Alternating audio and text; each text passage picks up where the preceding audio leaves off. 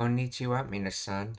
今日、私たちは日本語を勉強しています。質問があれば、私に聞いてください。Greetings, everyone. Today we're studying Japanese.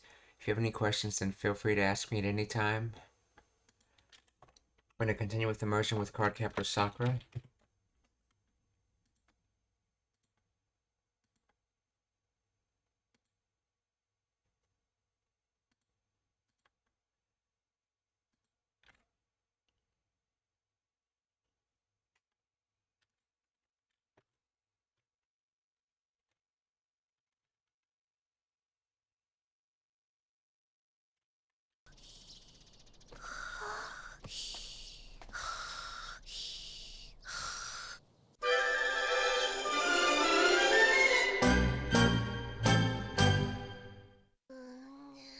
Sakura なほん。どこやここは。どこやここは。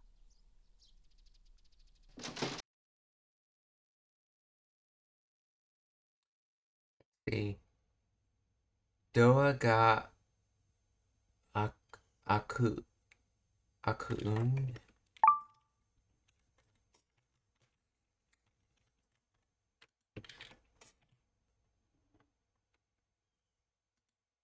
Let's see. Read as.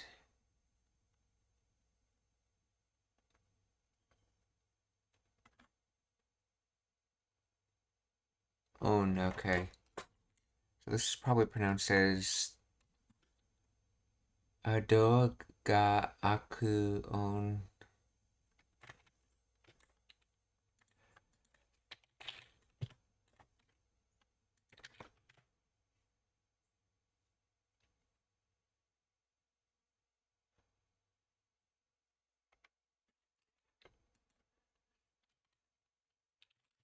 Or the sound of a door opening. Is it aku on or hirakeru on?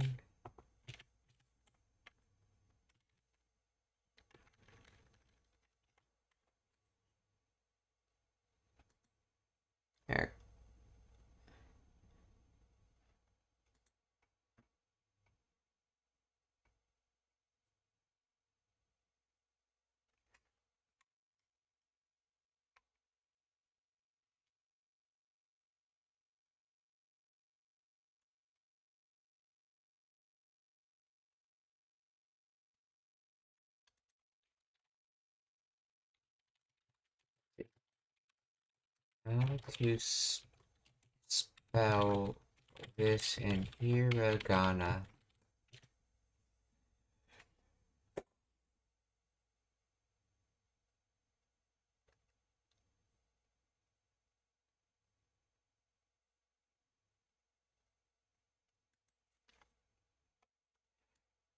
See, isn't that one word? Yeah, I think this is supposed to be aku. Translators tend to have trouble with this. Intransitive, yeah.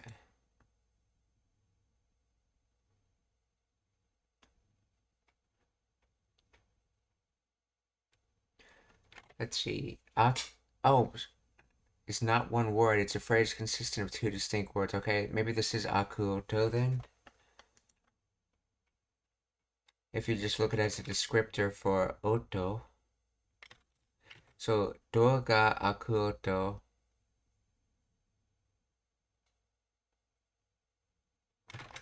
Or door. Opening sound of for a door.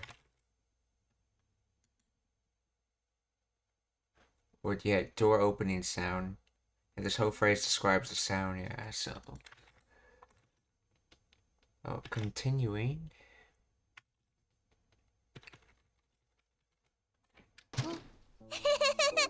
おっきしましたか。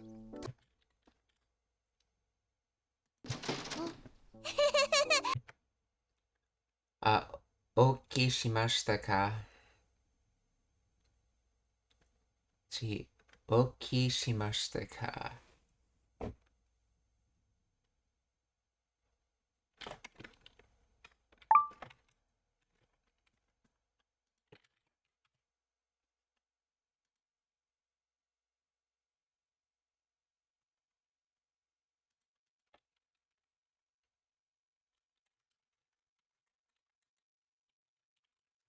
Please explain the grammar of.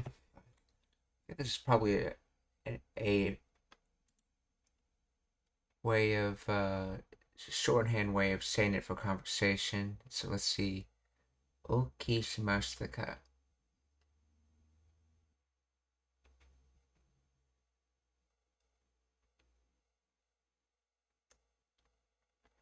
Let's see. To wake up. Doesn't this have something to do with waking up?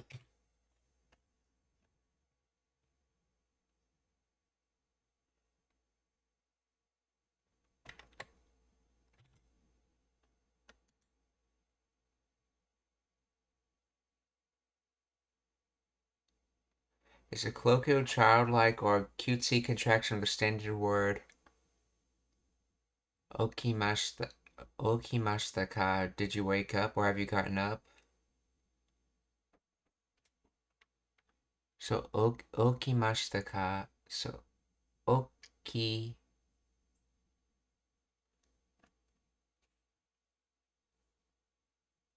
See, okimashita ka versus okishimashita ka. Okiru, to get up.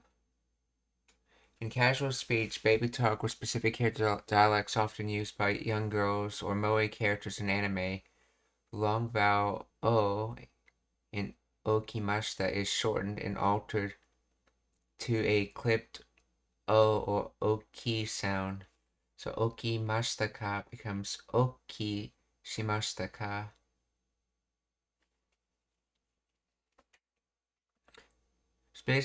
The specific phrase is often found in anime, manga, and roleplay context to characterize the speaker as cute, childish, or intimately close to the listener.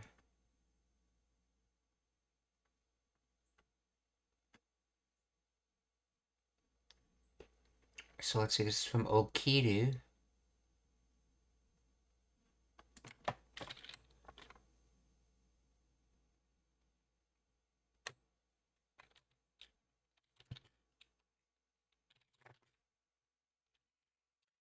See, is this Okiru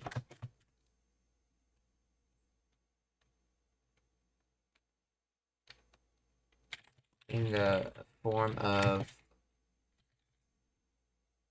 Oki? Let's see.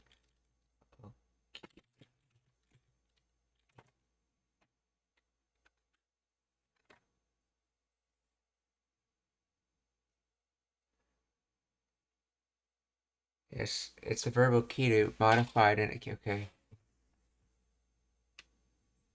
The standard polite oki. This becomes oki, and then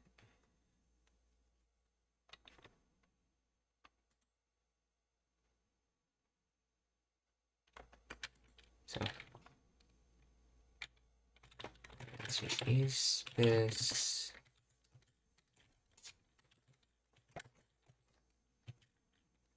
oki plus suru in the shimashita form?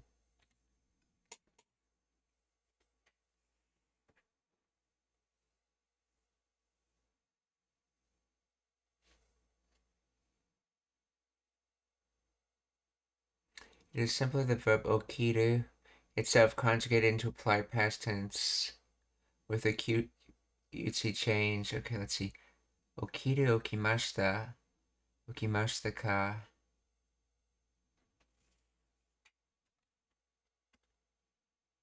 Comparison correct. Okiru okishimashita. Okay. Let's see. okiru to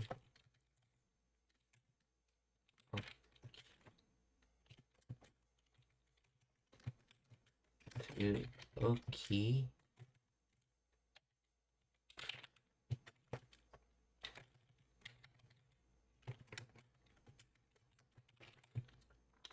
then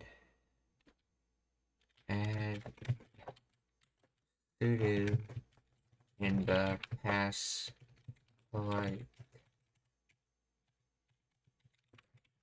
so shimashita.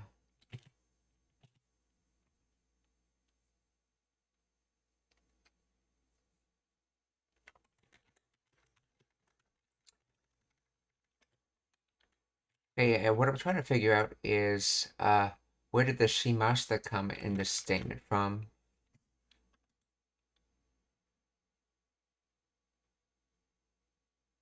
Let's see. Oki shimashita is not formed by adding the auxiliary verb sudo to a stem oki. Okay. Single verb okiru, to wake up. Stem oki. Polite is okimashita. Note this, the verb sudo is not involved here. The mashita ending is a standard polite suffix for verbs, not a form of sudo. Okay, yes, we know that. Okay. The shift of oki to oki is purely phonetic alteration, often called gemination or adding a small su. Okay, this is done to make the word sound cute, childish, or playful. A style known as baby talk or moe speech. It is not a grammatical compound of okay.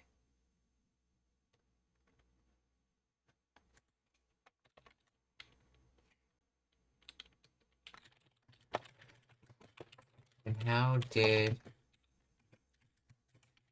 mashita become shimashita?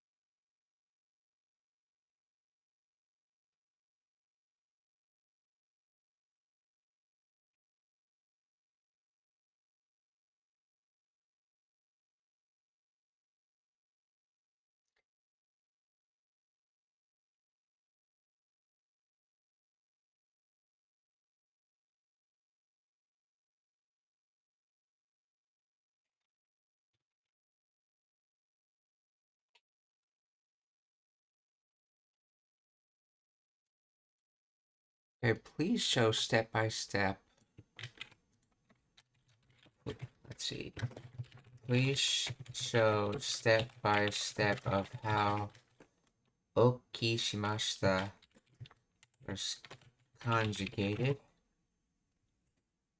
Hey, what I think this is going on is it's just okiru changed into its noun, a noun cutesy form of oki, and then shimashita, or which is past polite tense of sudo, was added. That's what I think is going on.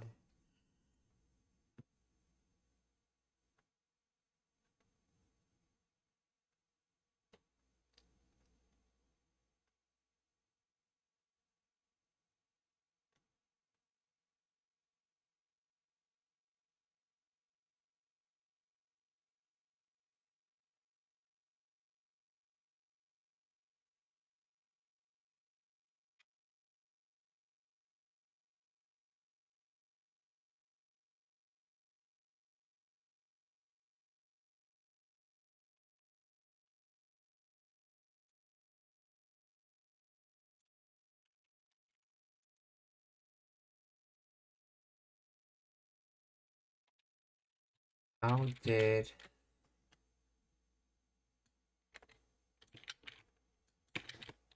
oki plus mashita become oki shimashita?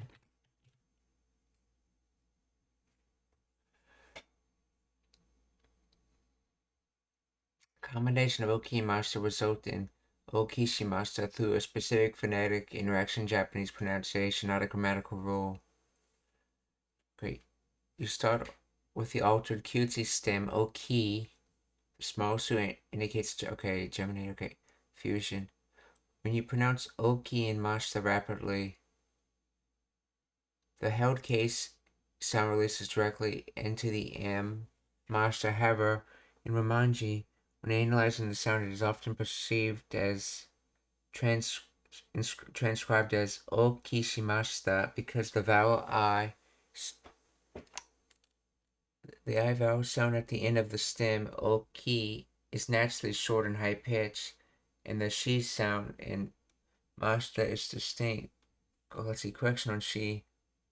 See, it is vital to reiterate that the shi and shimashita comes entirely from the suffix mashita.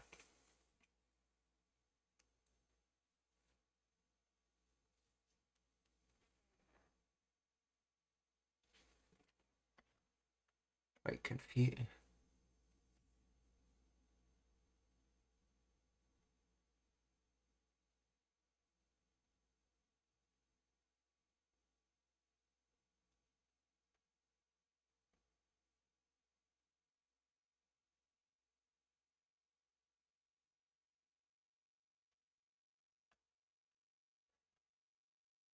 See, oki plus mashita makes oki pronunciation. Okimashita somehow becomes okishimashita.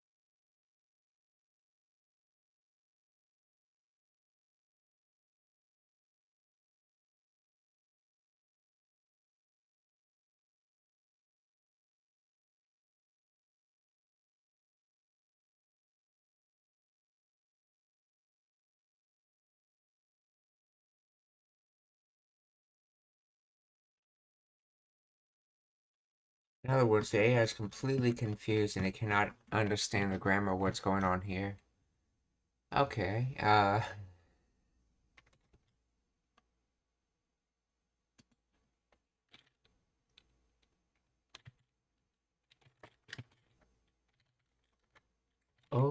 let's see, shimashita.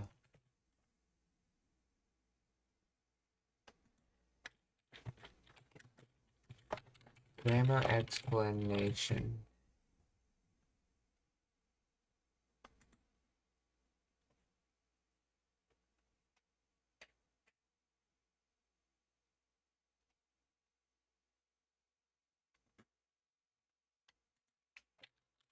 This is not a misspelling. Actually, let's listen to what she's saying. どこやここは。おっきしましたか。 Yep, that's what she's saying.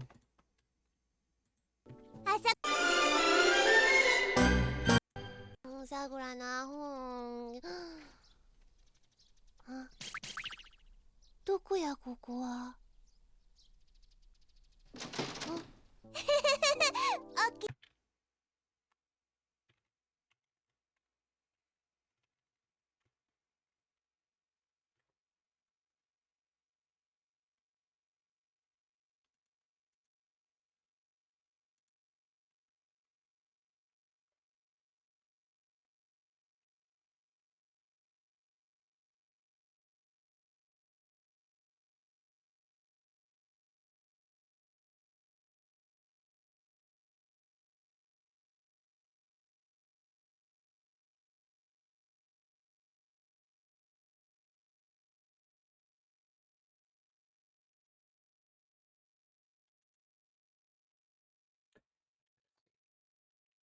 Please explain the grammar of okishimashita.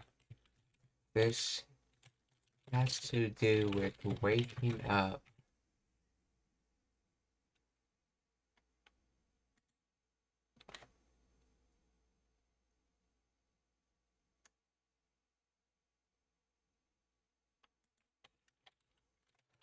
This is not spelled incorrectly.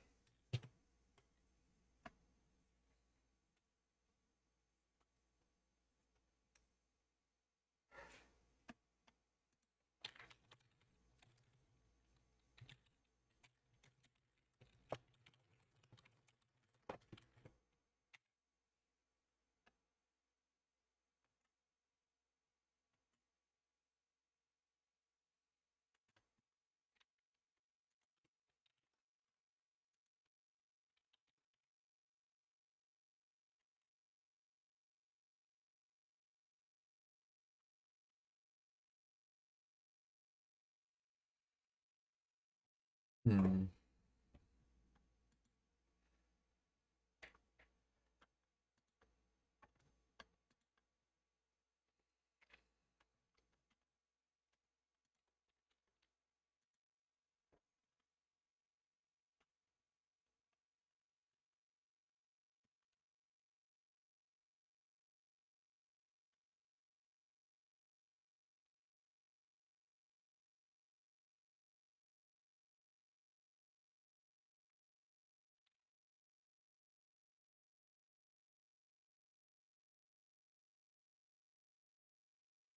In rapid speech, certain dialects, particularly some Tohoku or Eastern Japanese varieties or childish speech, the S sound of okoshimashita can palatize or shift, sounding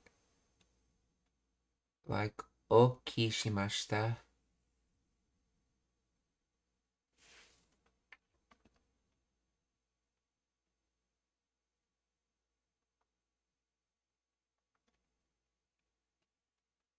Oh, derived from okosu. Let's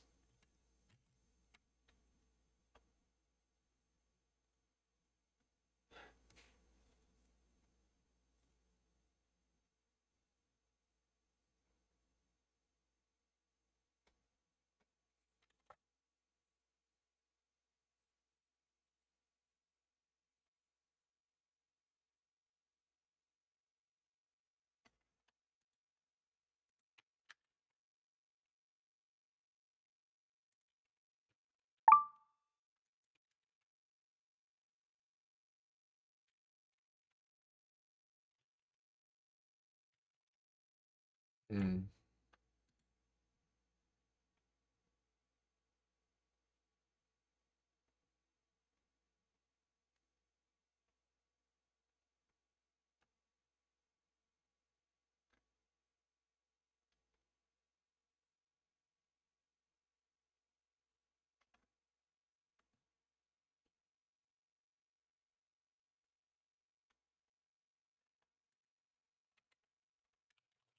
Could this be a pronunciation change of okosu?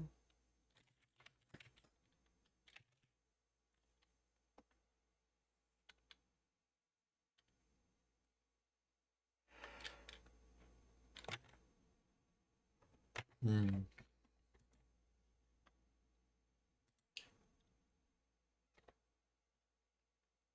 Uh, well, I might just have to skip this. It's taking way too long, but this has basically something to do with waking up, asking if you woke up or something like that. Would be my guess.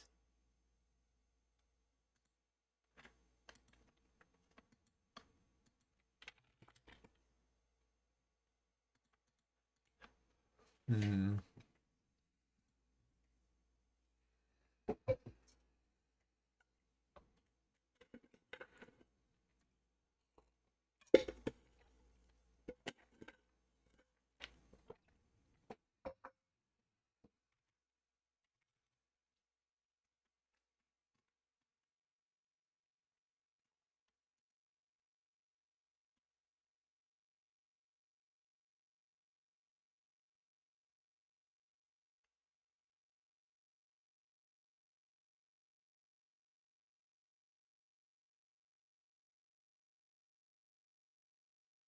While some dialects like Tohokuben might slow Okushimashita significantly, a direct shift to Okishimashita is not a recognized standard dialect pattern of Okosu.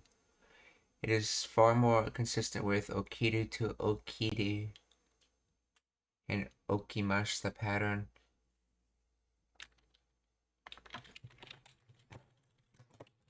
Then where did the first she come from?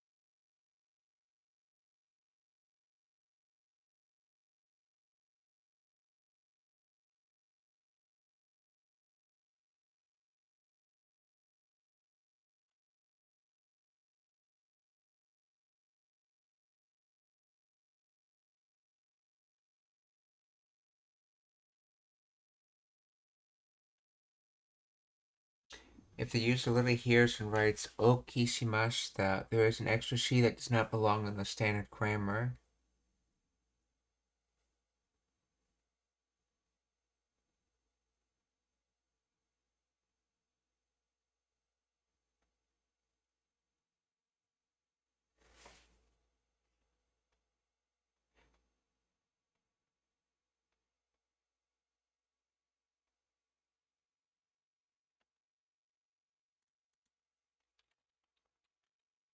Let's see, transitive okosu.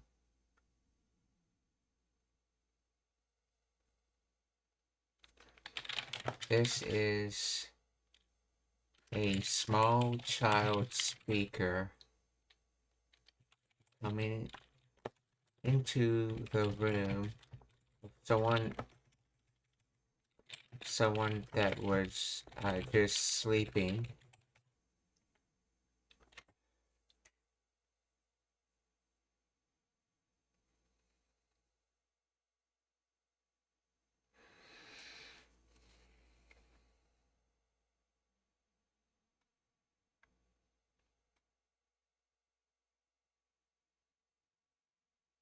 The child is almost certainly using the transitive verb okosu, meaning to wake someone up. The child enters a room to wake a sleeping person is performing an action on someone else. Therefore, they mean I woke you up, or okay, let's see. The polite tense of okoshimashita, right, where the sound came from. Transformation of okoshimashita to okishimashita involves two specific child speech patterns. The first she, this comes directly from the standard conjugation of okosu. This she is not extra, it is required to stem from the sound of the verb. Okay. The small su and the K sound.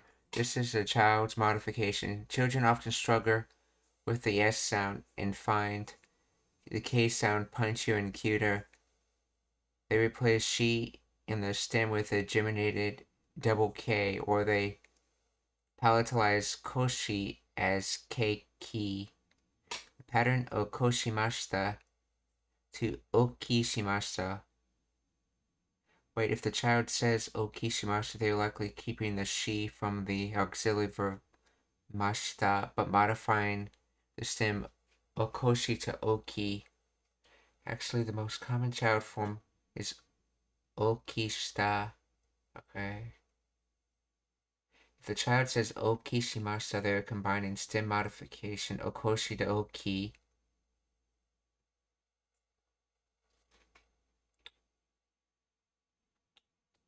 Are you guys being confused again?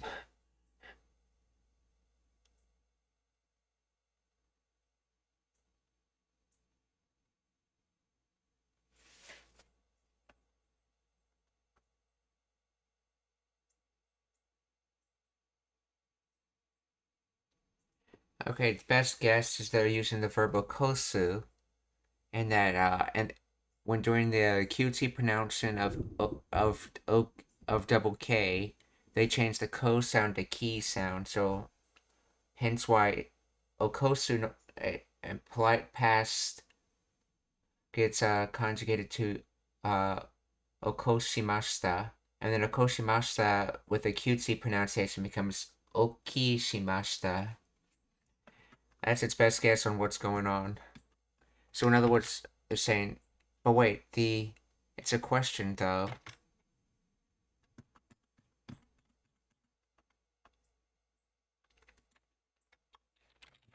The full phrase is okishimashita. So it is a question.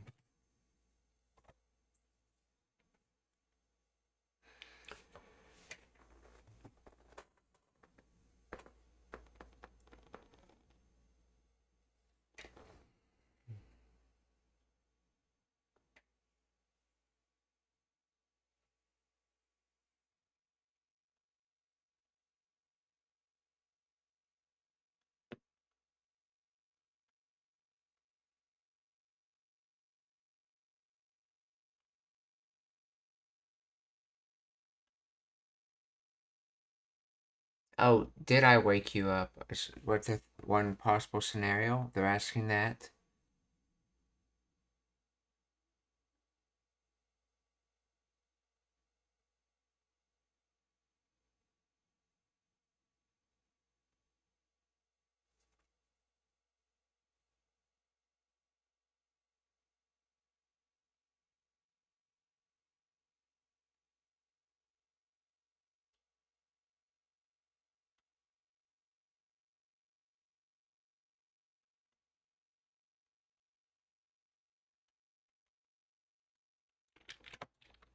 And why this confusion? I am asking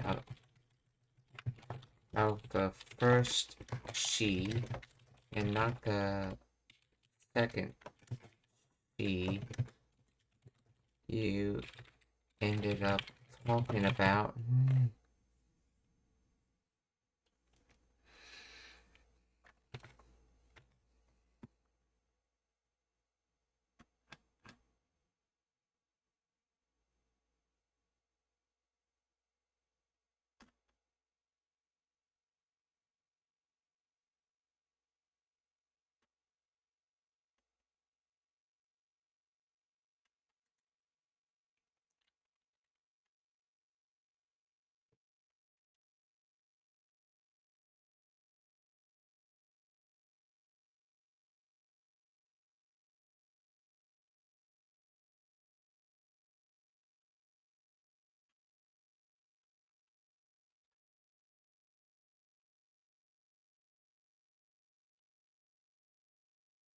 The child turned ko into kki or kki and kept the original she stem she.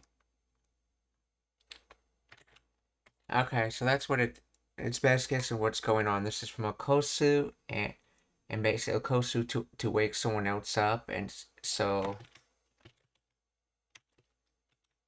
but it's being said in a childish way.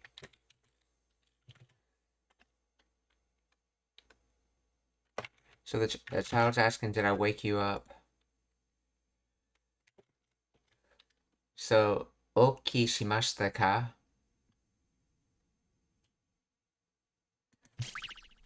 どこやここは。おっきしましたか。誰や。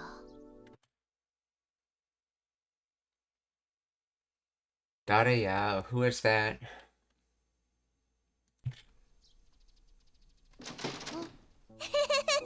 おっきしましたか。誰や。朝ごはんですよ。Asagohan desu yo. Here's breakfast. おっきしましたか。誰や。朝ごはんですよ。あなたお名前はなんていうの。朝ごはんですよ。あなたお名前は何？あ、朝ごはんですよ。あなたお名前は何て言うの？おっきしましたか？誰よ？朝ごはんですよ。あなたあなたお名前は、なんて言うの？ So, as for you,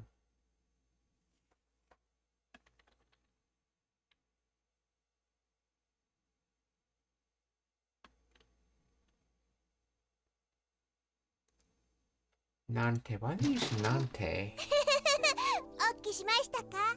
誰よ？朝ごはんですよ。あなたお名前は何て言うの？朝ごはんですよ。あなた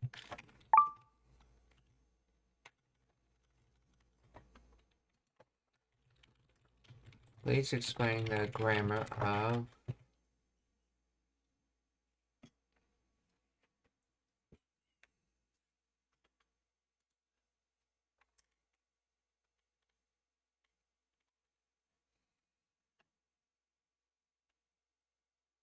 Nante. Okay, a casual contraction of nanto.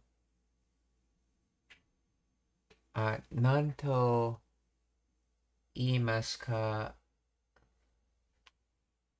means what is called. Nanto imasu ka, so that's to call.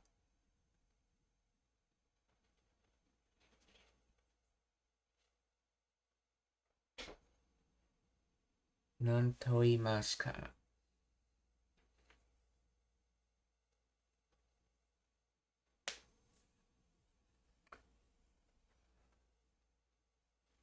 Let's see. As for you, as for your name, what is it called?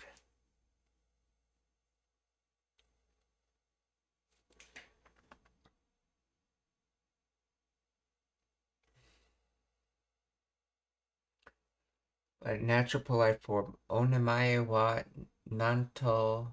Okay. Grammatically correct, but still unnatural. Let's see. Anata no. Onamae wa nante iu no desu ka?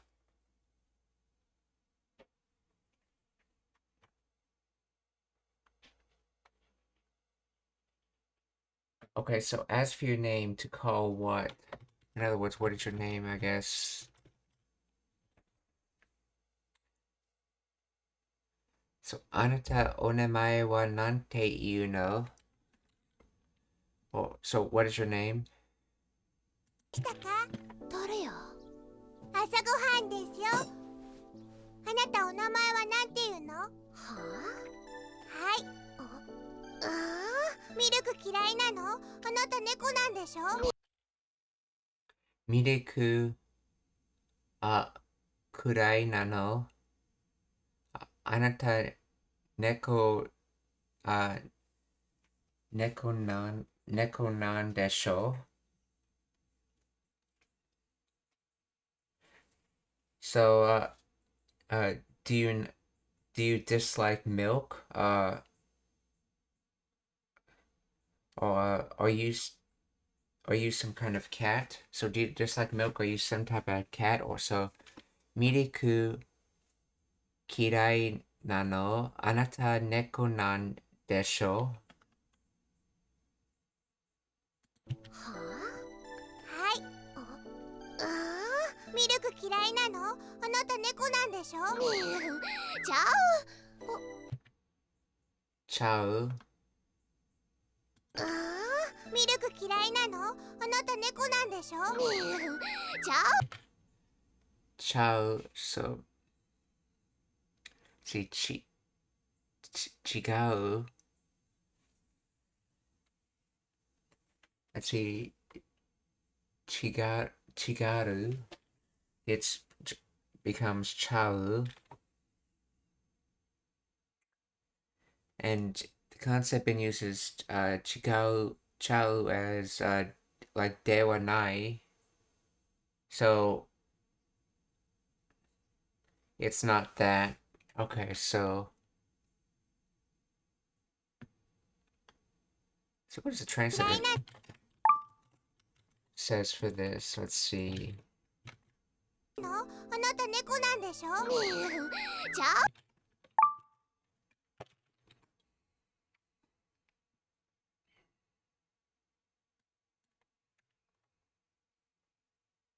Chao, nope. Okay, so it doesn't really specify what question he's answering, but Chao's nope or no. So it differs, or it's not that. However you want to look at it, either as a form of nai or wrong. So Chao. はい。ミルク嫌いなのあなた猫なんでしょちゃうしもた喋ってもうた嫌いなのあなた猫なんでしょちゃうShimota. Shabete mota. Okay, Shimota, that's, I believe, a Kansai-bin way of saying Shimata, where in Kansai-bin, they often change they get rid of the double consonant, and they change the ma to mo. So Shimota, which is from Shimao, where to end up. And it's saying Shimata in this context is sort of like saying crap, as in you messed up.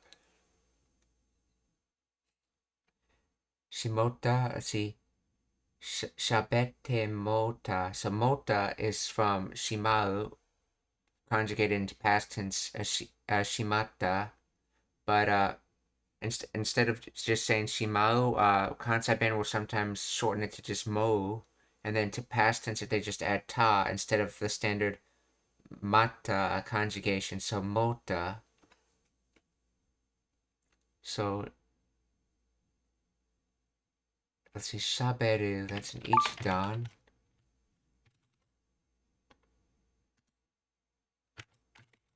I think the sute is supposed to be short for toyu, or to say, in other words, I said chatter.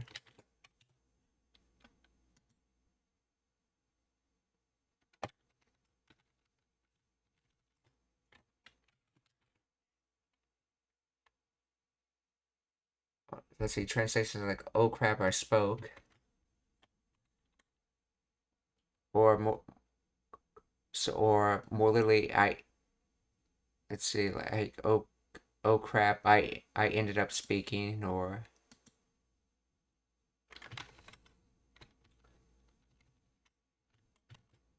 let's see, shaberu.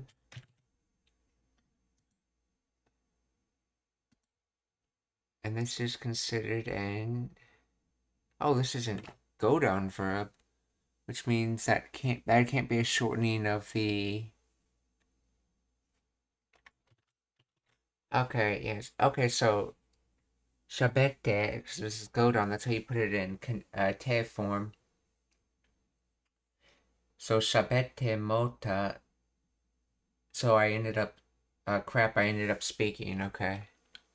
Yeah, this is not an ichidan, this is a go down verb, so this is how you would put it in te form. So shimota, shabete mota, okay.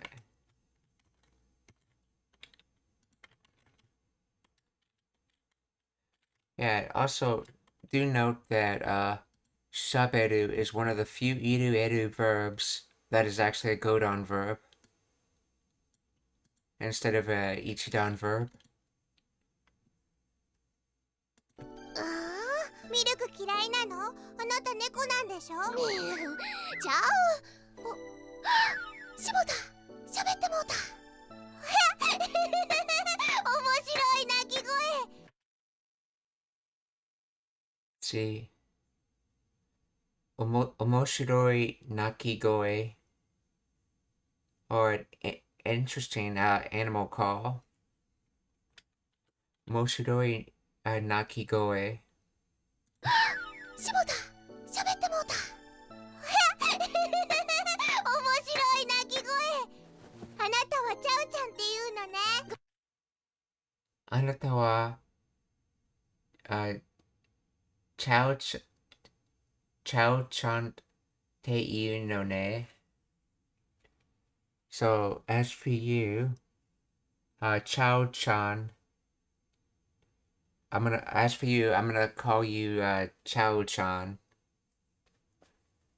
Since, she thinks he said Chow not as the word Chow in Kansai Bin, but Chow as in just an animal call that sounds like Chow. It's like calling a cat meow. So, あなたはChow Chanっていうのね。面白い鳴き声あなたはチャウちゃんっていうのねチャウやっぱりチャウちゃんだやっぱりチャオちゃんだ。As I thought, Chow Chan.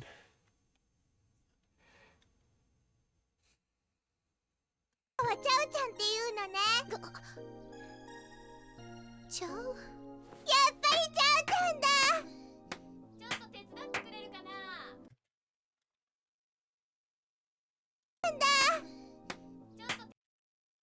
茜の、see, ちょっと手伝ってくれるかな?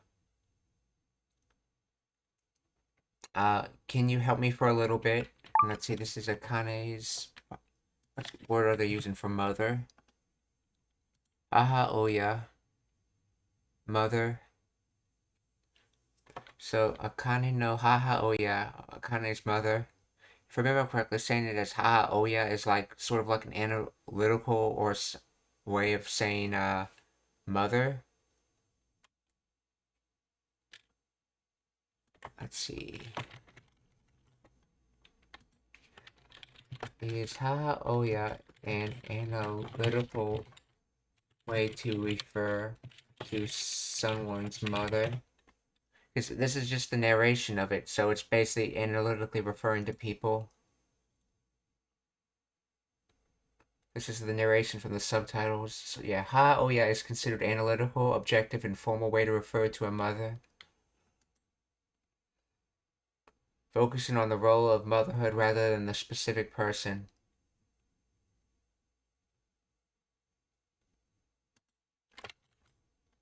So Akane no Haha Oya, or Akane's mother. So, Choto tetsudatte kureru kana? So I wonder if you can help me, or can you help me? Let's see. Could you give me a hand?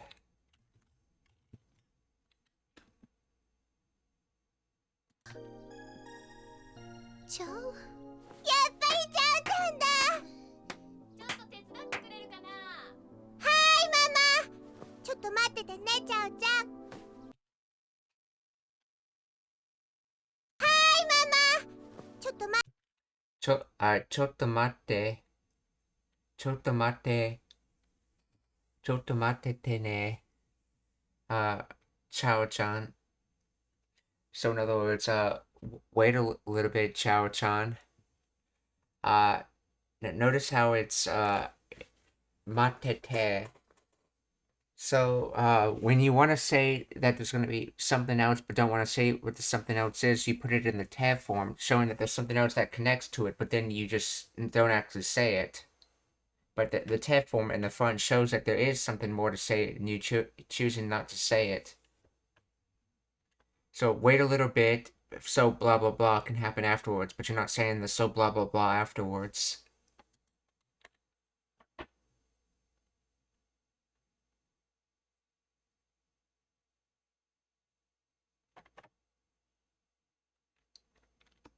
And let's see, this wait is in its continuous form because they want them to do the continuous action of waiting, from what I understand it.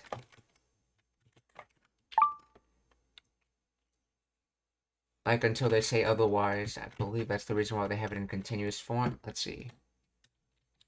Why is Matsu in continuous form for Chotto matete?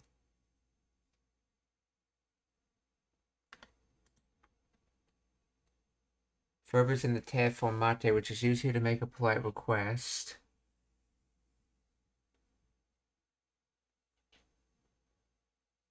Let's see, continuous form materu.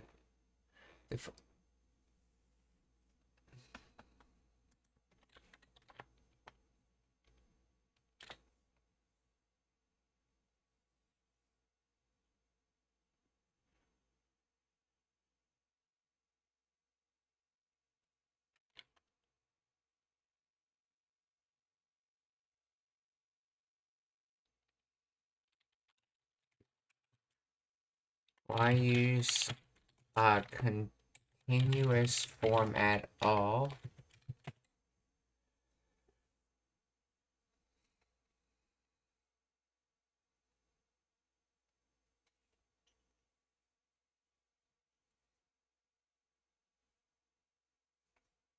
The continuous form materu is used instead of the simple matsu to shift the focus from the action itself to the continuous state of waiting.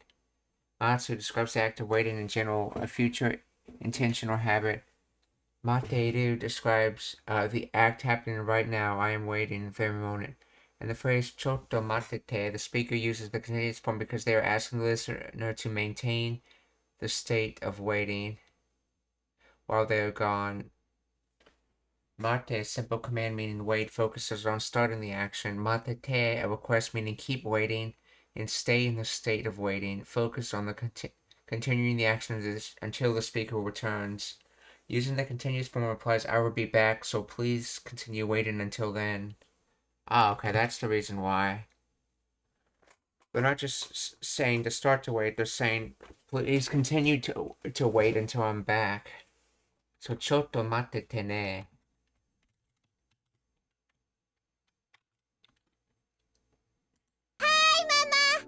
ちょっと待っててね、ちゃうちゃん。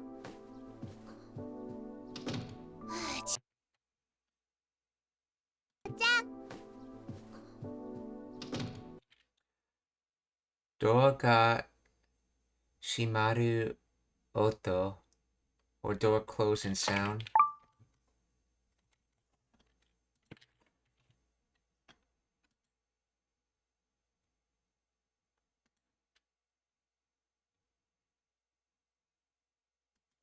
ちょっと待っててね、ちゃうちゃん。ちゃうちゃうちゅうに。ちゃう Ciao, ciao, ciao, ciao, ciao ni.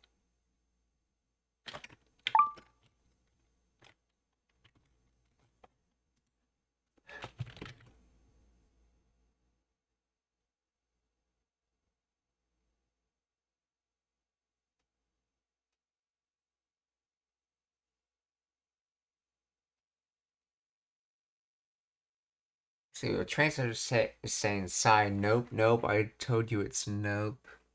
I'm not sure if it's a good translation of this.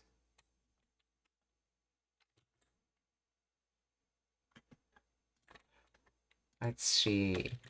He could just be commentating the fact that he happened to say that. Let's see. Please explain the grammar of person is trying to person try to hide the fact they can talk and accidentally said ciao earlier. It got misinterpreted as an animal call.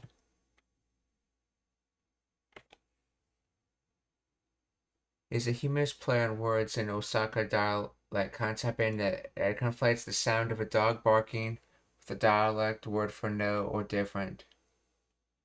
See, chow chow. Okay, this is the Japanese pronunciation, okay, of the okay, the dog breed. In this context, it represents the barking sound or the misinterpretation of the speaker as a dog. Let's see, chow, okay, in standard Japanese, this is often a contraction of Teshimau. No, this is not standard Japanese, which is Kansai Ben. However, in Osaka dialects, chao is the colloquial contraction of chigao, meaning no or wrong or different. So suchao ni, this is dialect contraction of eu to say plus my ni. So my ni before, it translates to before I said, or I was trying to say. Contextually, the speaker is likely saying, hey, I was trying to say no, but it came out as chow chow. Wait, so Su Chao Ni. This is a dialectal contraction of EU. Oh, did he say? Oh, he did say chew. Yeah, choose to say. That's right. Chao. Let's see.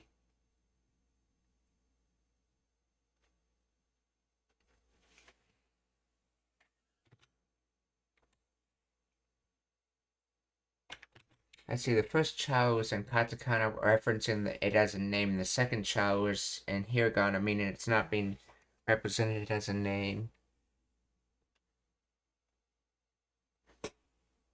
So, I think he's trying to say Chao as in the name, and then he says, I was trying to say Chao as in like the word Chao in Kansai Ben.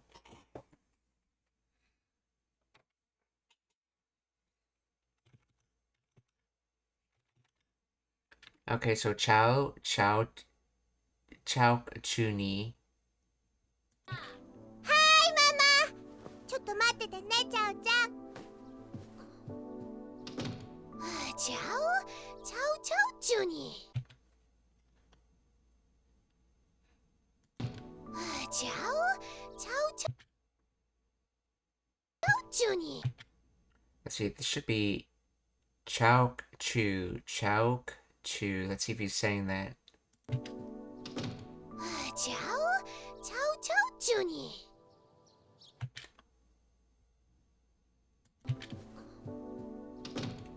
ちゃおちゃおちゃおちゅうに。ちゃおちゃおちゃおちゅうに。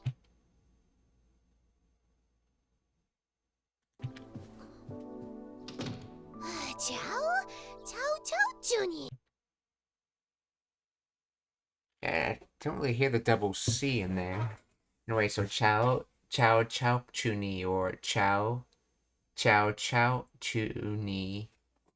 So in other words, Chao, I was trying to say Chao. Or what? Or I was trying to say no, essentially. Yeah, Chao, I was trying to say no.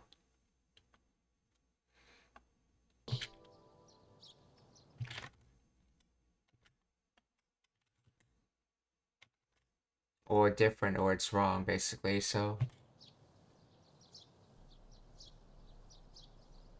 いつ帰ってきてもいいように一晩中窓開けといたのに。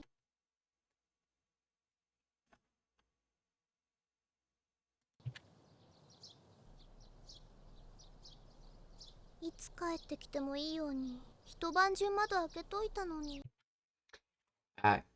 いつ帰ってきてもいいように。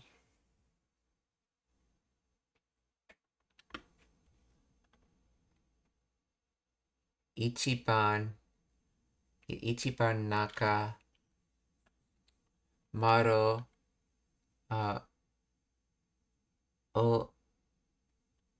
を開けといたのに。So let's see.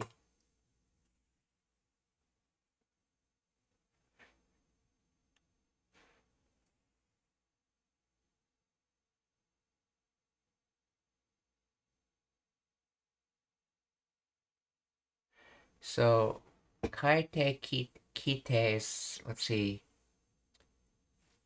coming home, and then moi is good.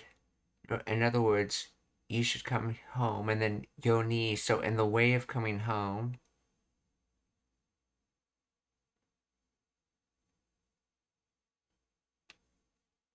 So itsu, so it's supposed to be when you come home, and then ichiban naka something, and then mata window. See, oke toita. So this is probably from okite okite oita, which comes from oku. So put in place. So this gets contracted to oke oke toita. So okite oita gets contracted to oke toita. So I put in place opening the window. And let's see, what is this ichiban naka?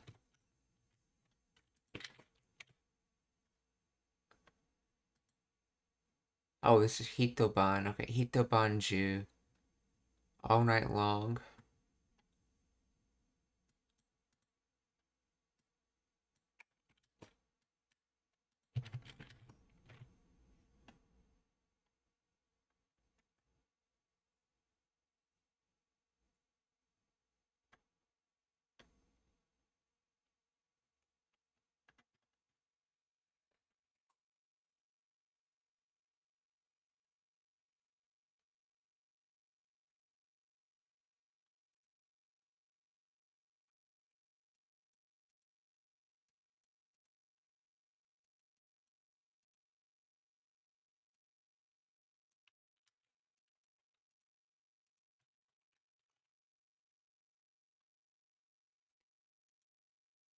So hitobanju is considered all night long.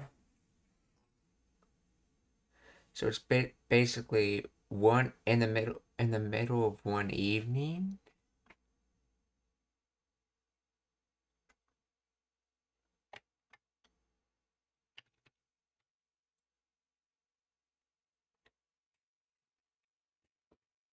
So and then noni is just but. So all night long I put in place the window being open.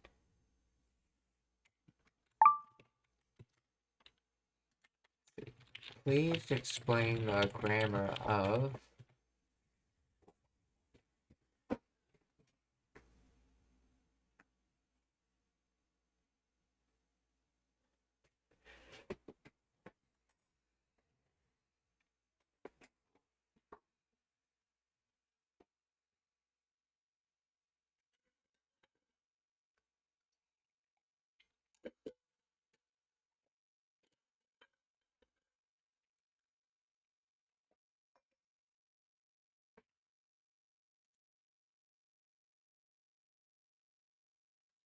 itsu kaete kite moi.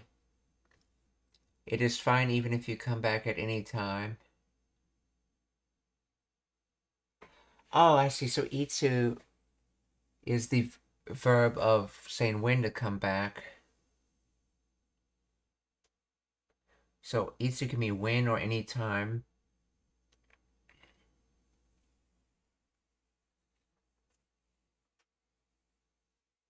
And yoni, let's see. Kaite kite moi, potential form of come back. That's not potential. Combined with the conditional particle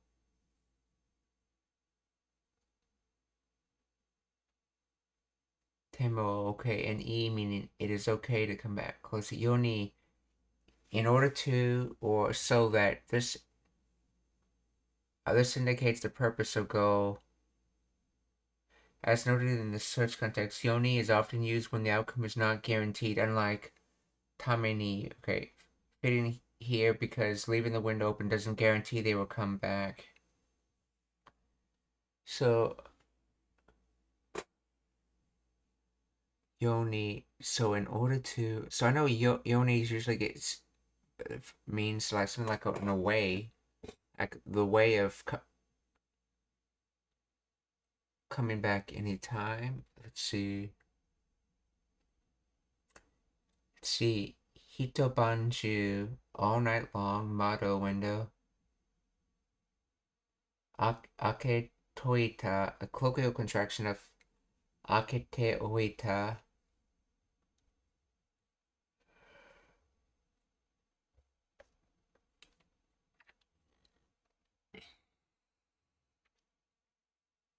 Contrastive noni at the end. So overall, I mean, I left the window open all night long so that you would come back at any time, but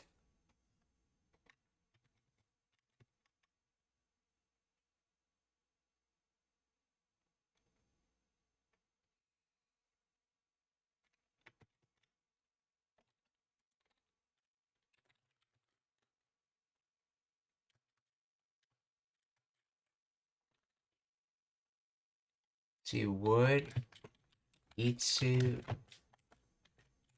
normally have the wool particle?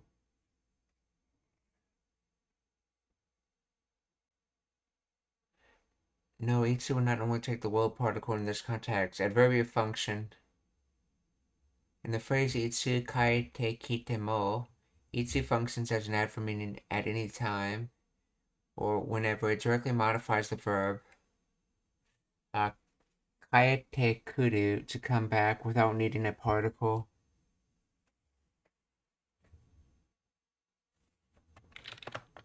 So Itsu is not the wa, ya, or wo marked now that just had its particle dropped. Its particle dropped in casual speech. No, Itsu is not.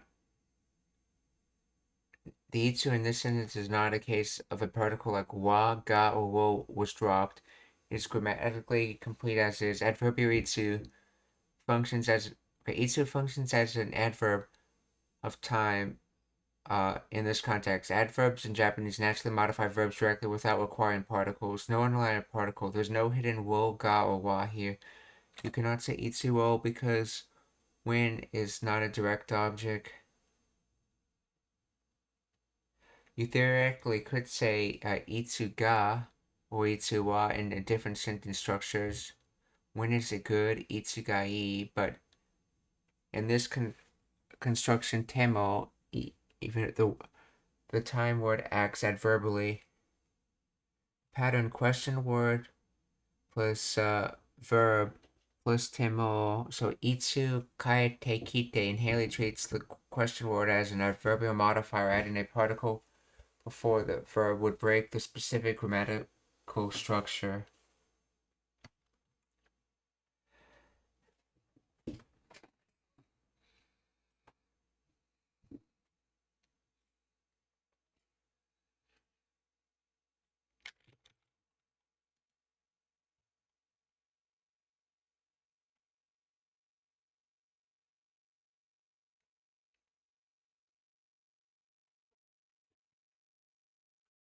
Alright, coming back.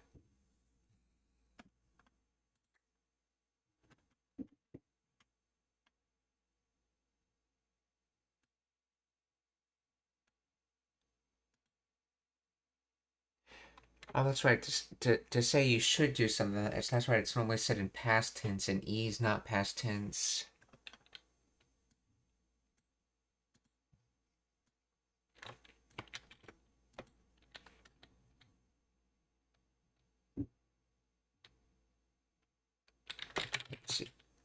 Let's see.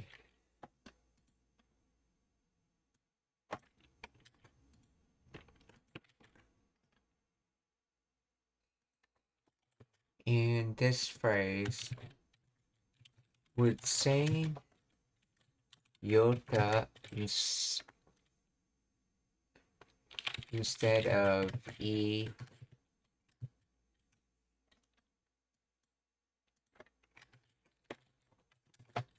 imply they are saying that they should come back.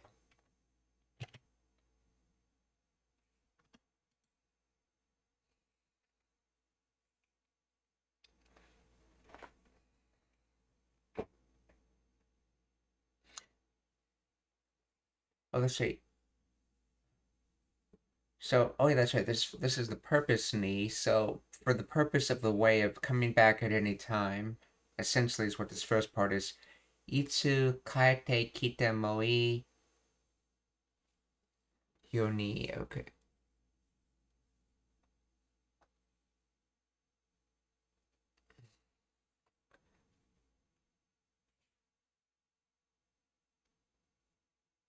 So even though I left the window open all night long, so you would be okay whenever you. Let's see.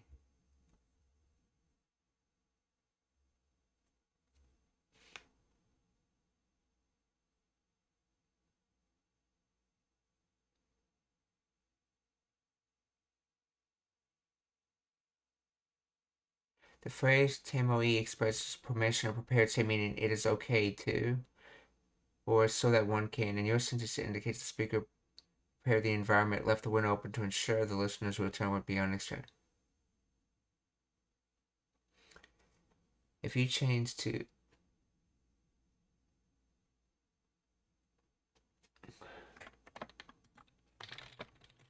E is from Yoi, so I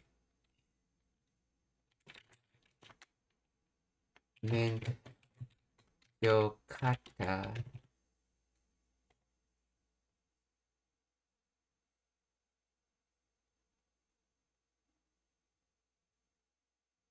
Doesn't fit, okay.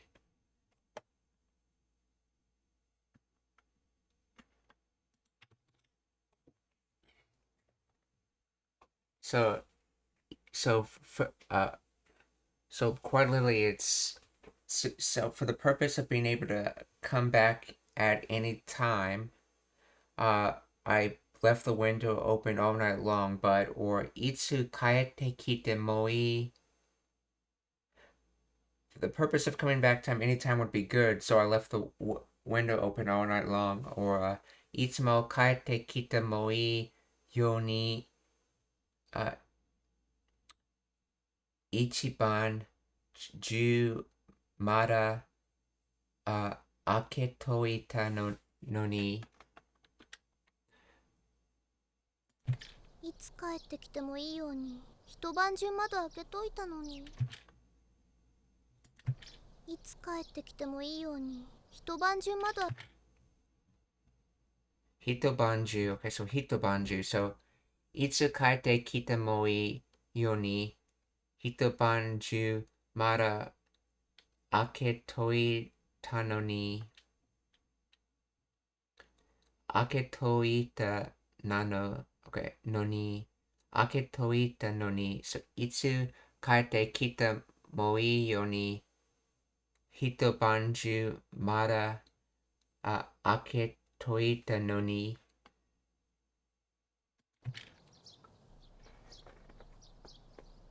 いつ帰ってきてもいいように一晩中窓開けといたのに。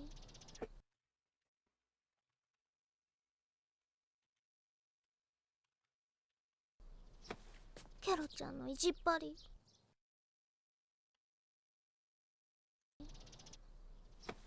キャロちゃんの意地っ張り。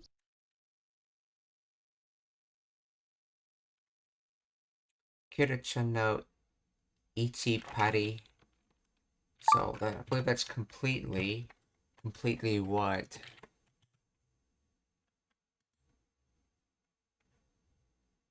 Stubborn, obstinate, ichi pari. So ichi makes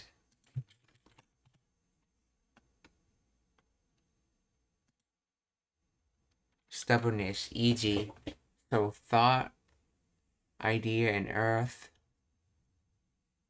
So a desire that's like the earth, in other words, rigid like the earth, is a stubborn idea essentially. So it's stubbornness. So ichi. Or as unchanging as the earth, or I guess you could think of it that way. So stubbornness, and then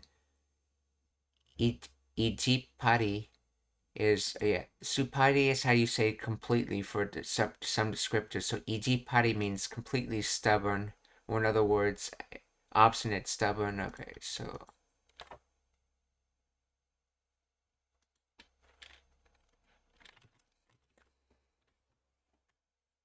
開けといたのに。キャロちゃんの意地っ張り。 Let's see, does she double the P in this word or not?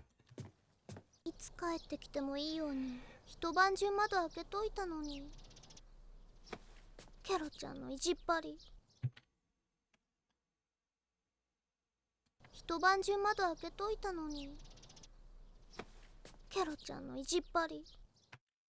Okay, she just pauses. She doesn't double it. So I guess you can say it as ijipari or ijipari. 開けといたのに。キャロちゃんの意地っ張り。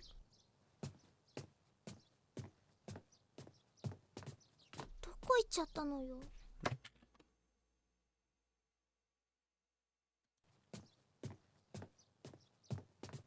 どこ行っちゃったのよ。キャロちゃんの意地っ張り。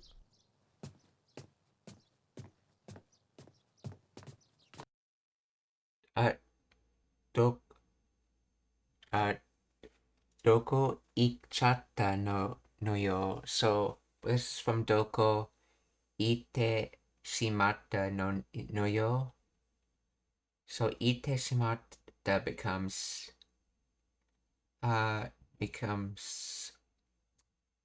ikchata. So the su and ite gets brought over, and the te gets brought into this teshimata. So ikchata. So doko ichata no yo. So where did he end up going?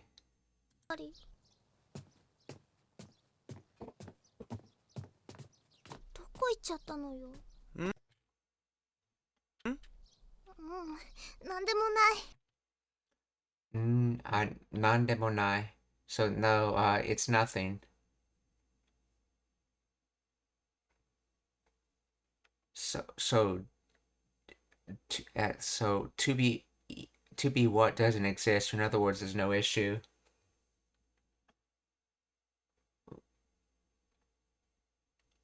As for something, it doesn't exist is another way of thinking of it. So nandemonai.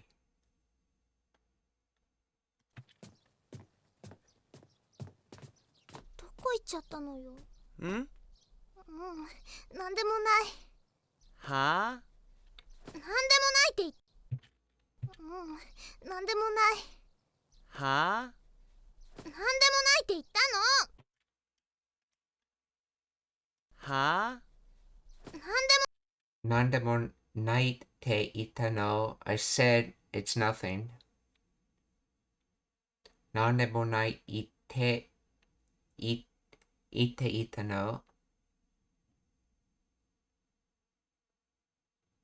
Okay, nandemonai te itano. Or she's probably going to say there's nandemonai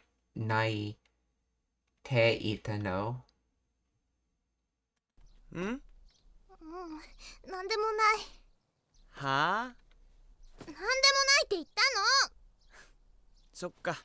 Soka, that's or which is casual way of saying, a spoken way of saying soka. So soka. なんでもないって言ったの。そっか。行ってきます。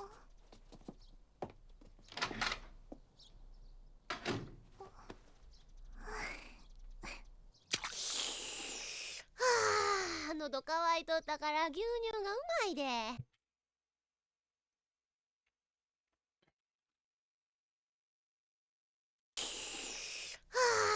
喉乾いと。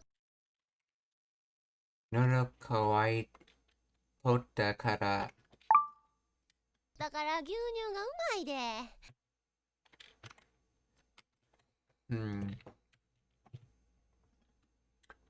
Kawaii tota. Okay, so kawaku, to be thirsty.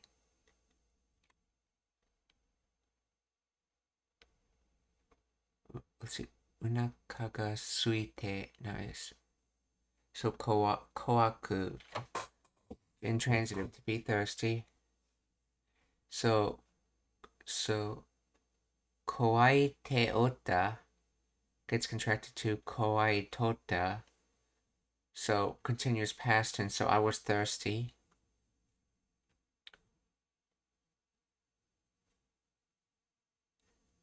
Kara, let's see. 牛乳 oh yeah, 牛乳 milk がうまいで so the milk is delicious.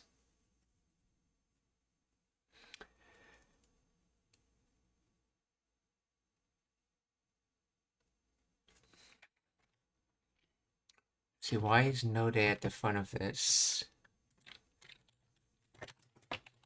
Why is no day at the front of this?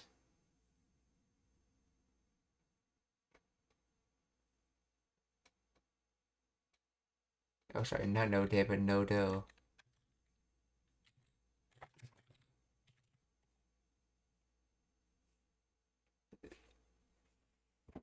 Oh, that's no. Oh yeah, no. Yeah, as in nodo kawaii. Nodo ga kawaii teimasu. The way you were saying you're thirsty. That's right. Oh, this is. Oh, this is kawaii kawaku. Okay, so yeah. So from that expressive saying that expression you commonly learn as you're thirsty, these are the actual words for it. So nodo throat, and then kawaii te. But in this case, it's not continuous, but it's past tense continuous in the Osaka Ben dialect. So nodo kawaii tota. So I was thirsty. So from I was thirsty, milk is delicious. In Japanese, you literally say you're thirsty by saying throat is dry.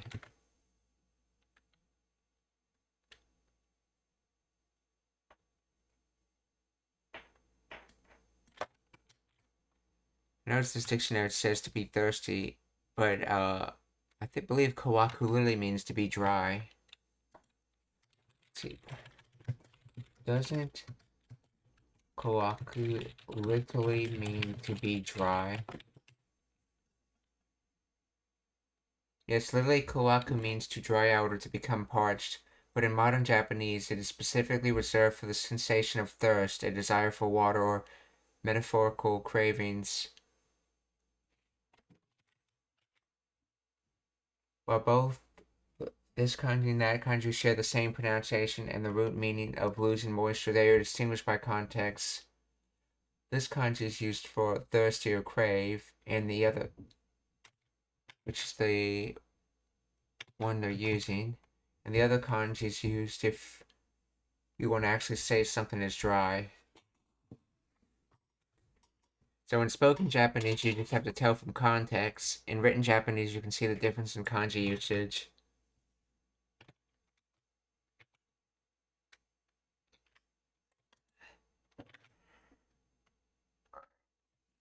So nodo kawaii totta kara gyunyu ga umai de. Let's see, gyunyu comes from cow or uchi, and then milk.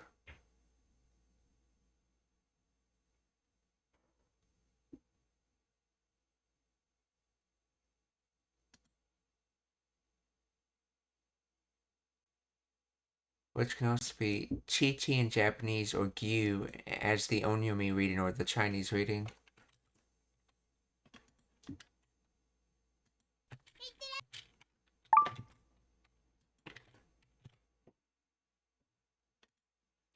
So, nodo kawaii totta kara gyunyu ga umai de.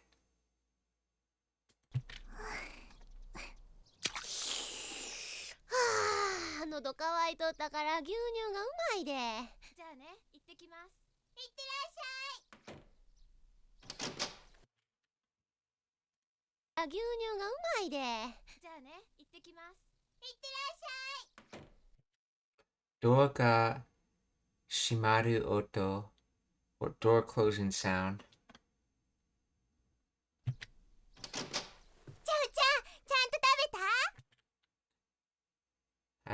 Chow-chan. Let's see. Chow-chan. Chanto tabeta. Chow-chan, have you properly eaten?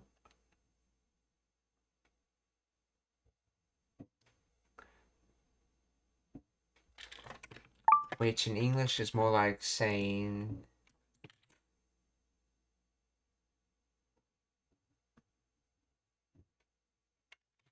I guess, did you eat properly, though? I guess you could think of, did you eat enough or something like that, maybe? So Chow-chan.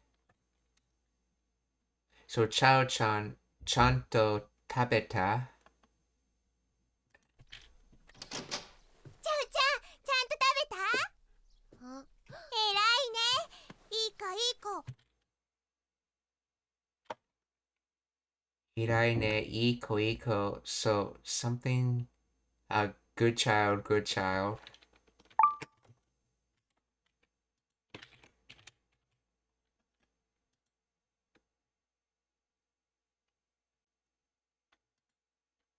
Irai, great, excellent, honorable, distinguished. So good child, good child. Yeah, I translate it as good child because in English you might say good girl. Well, I guess you could say good girl, good boy, but in Japanese the term isn't gendered. So good child is more of a literal translation of it.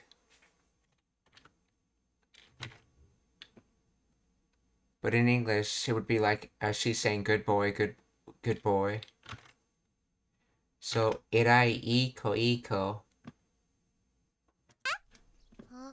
偉いね。いい子いい子。ママはお仕事でお出かけだから。ママはお仕事でお出。ママはお仕事で、いや、お、お、お出かけだから、そう、出かけ、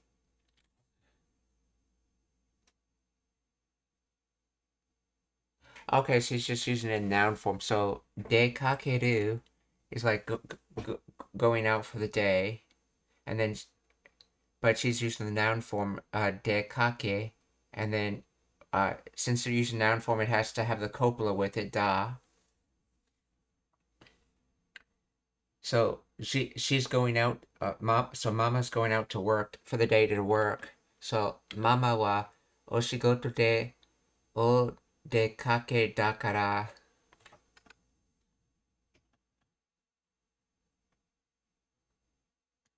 偉いね。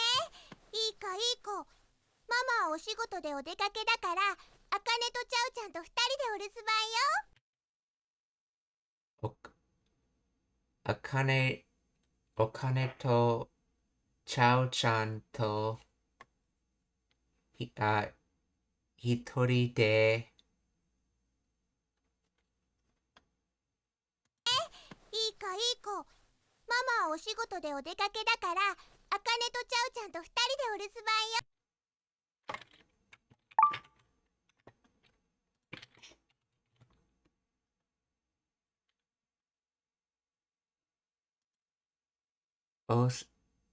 お留守番 caretaking house sitting. So that's literally stop, guard, and then turn. So it's our turn to guard. I think it's probably literally from our turn to guard the house and stop anything that shouldn't be there, I guess. Or so rusu. Let's see. Actually, let's find out what is the origin of this word instead of just guessing. What is the origin of refer to the act of watching over a house while its inhabitants are away? Its etymology combines ru, stay or maintain, su, protect, and ban, forming the concept of guarding the house or keeping watch. So ban, turn, or watch. So ru has to do with staying, they're saying. So you're stopping in the sense of staying, okay. Historically, the root word rusu originated from the Chinese where it describes someone staying in the capital to govern while the emperor was absent. In Japan, this evolved to meaning guarding the home while the master was away. Over time, particularly by Kamakura period, the rusu shifted simply meaning absence or not at home.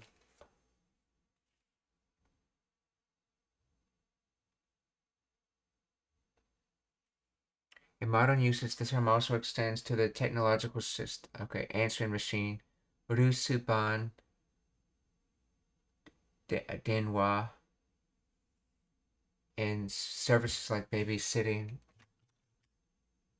So, okane to chao-chan to hitori de osuru banyo. So, it is just I and it's just you and I watching over the house today. Or as they're literally saying it, Okane and Chao-chan watching over the house today.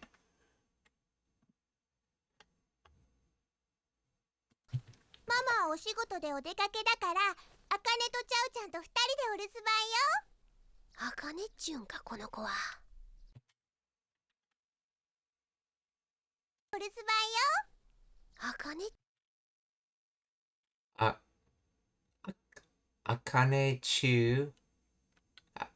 Okane chu ka kono ko wa. So literally it's saying, see, chu. So to say Akane, so this child to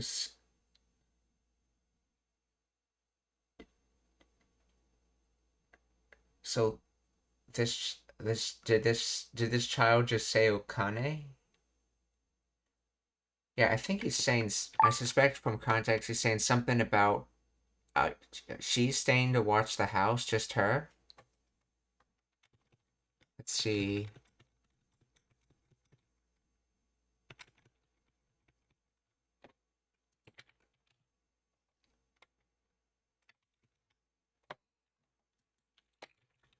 Please explain the grammar of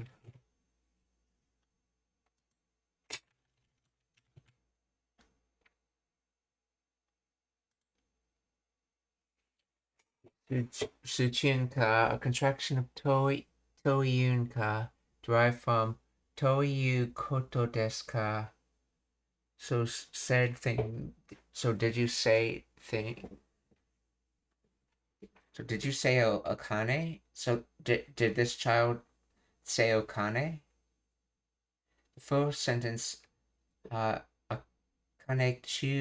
chunka kono ko wa translates roughly to, do you mean this child Akane?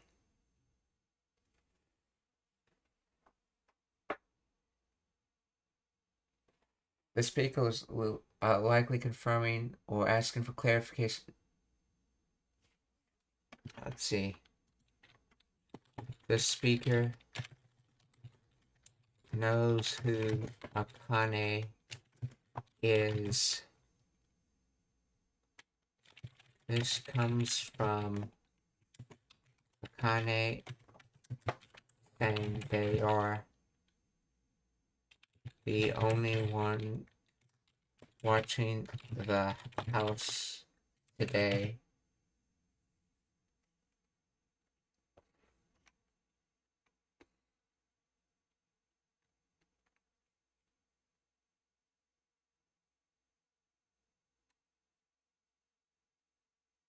So, Akane Chuka is a colloquial contraction of Kane Toyu Koto. So, Toyu Koto makes Chuka.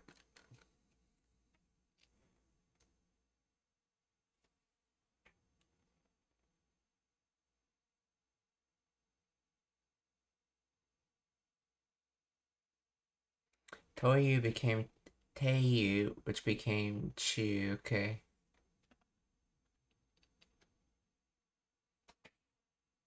Given the context where Kana claimed she was the only one watching the house, the speaker uses this phrase to connect the fact that the current situation seeing a child or someone else at the house. Okay.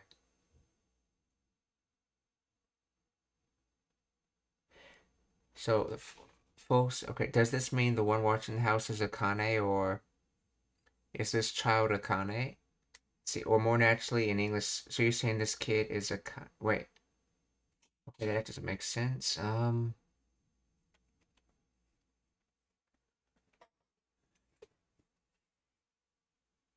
The use of chun-kan instead of toyu koto desu indicates very informal, perhaps slightly rough or surprised tone in common male speech or casual anime dialogue. The speaker isn't just asking for a name, they are verifying a hypothesis based on Akane's earlier statement about being alone.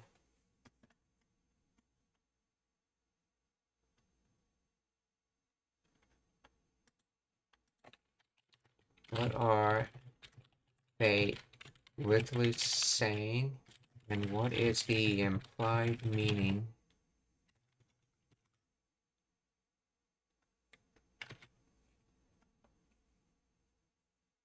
It is saying it is it it is saying it's a Kane, or is it a Kane?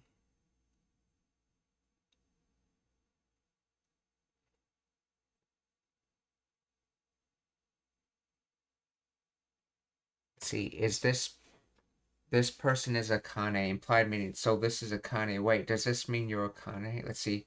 Given the context that Akane claimed to be the only one watching the house, the speaker is making a certain logical connection. Speaker sees a child, Konoko, and suddenly realizes who it must be. No.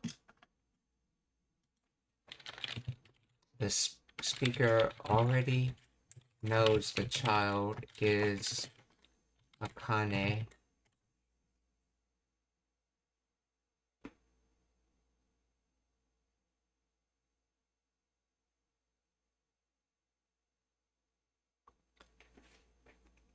Shifts from a genuine question to a rhetorical confirmation or realization of the obvious, little meaning. So it's saying this child is a Kane, or are we calling this a Kane? So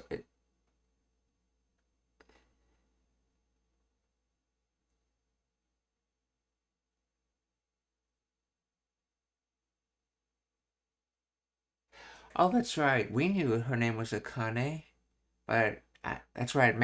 Maybe okay. Okay, so her name's so she called Akane. That's right, because we knew from the subtitle she was Akane, but I don't think Kiridesu actually knew that she was called Akane, because I don't think she ever introduced herself.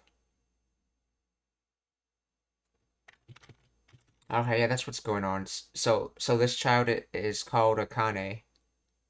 So is this child called economy, like sort of like a statement kind of yet question kind of way, like saying a statement as a question?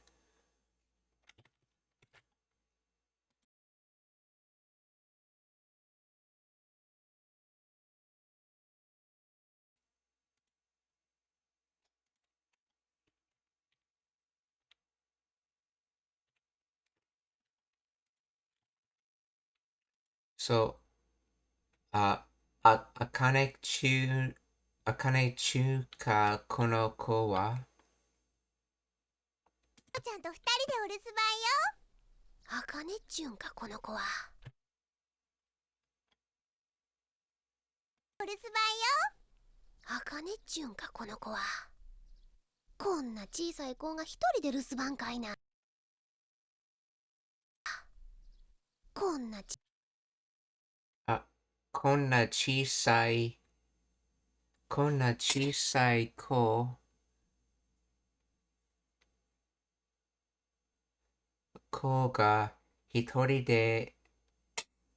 で留守番留守番が留守番かいな。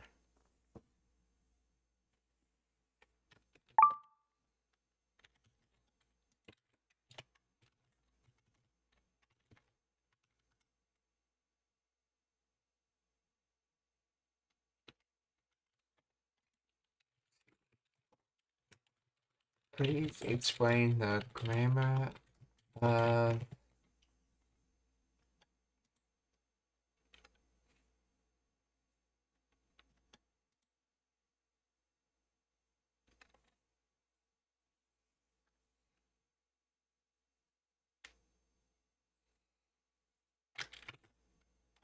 Surusuban.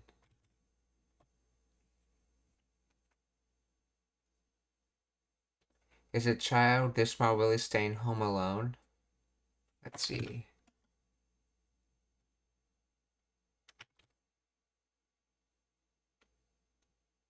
Kona, demonstrative meaning this kind of or such. This concept emphasizes the degree, translating to this as in this small. Wait, I thought you needed konani to emphasize this small. Don't you need konani for kona to be applied to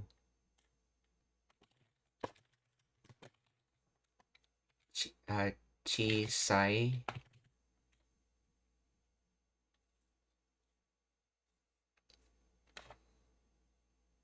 So you're absolutely correct to question that in standard Japanese, konani is indeed the required form to modify adjectives like chisai. Kona is a rin taishi abnominal adjective which modifies nouns directly. Kona, this kind of child.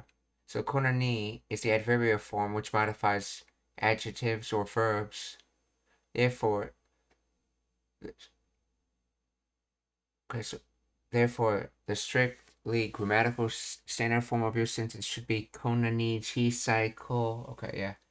Why was kona used? The usage of kona directly for chisai in the sentence kona chisai ko ga is a feature of colloquial speech. In casual conversation, native speakers frequently drop the adverbial particle ni after demonstratives like kona, sona, and ana when modifying adjectives, while kona ni is the textbook correct form. Kona is extremely common in spoken Japanese and conveys a sense of this or so,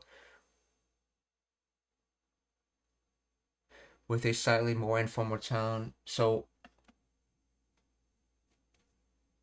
while your intuition about grammar rules is perfect for formal writing, the sentence you encounter reflects natural everyday spoken usage where the ni is omitted.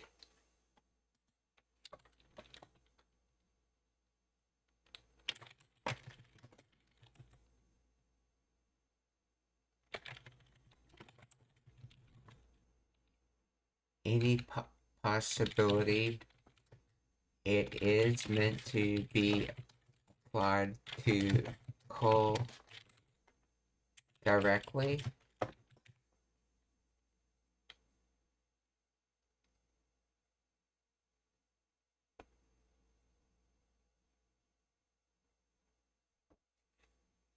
It is possible to interpret kona as modifying ko directly, but the structure changes the nuance slightly compared to the colloquial admission of ni.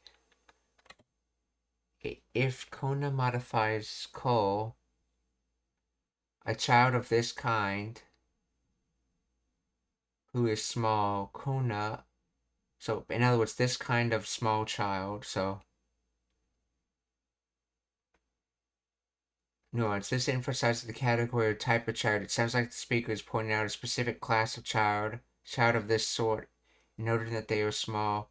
This is grammatically valid but slightly less common in specific emotional context than adverbial usage.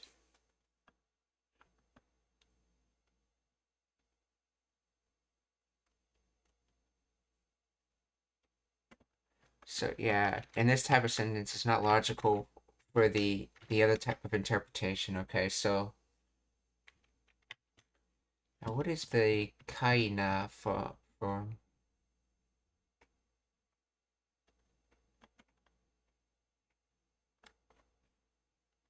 Oh, that's right. Kai is a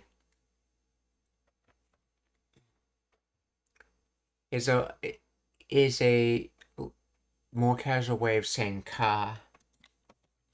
So let's confirm that is the kai coming from ka.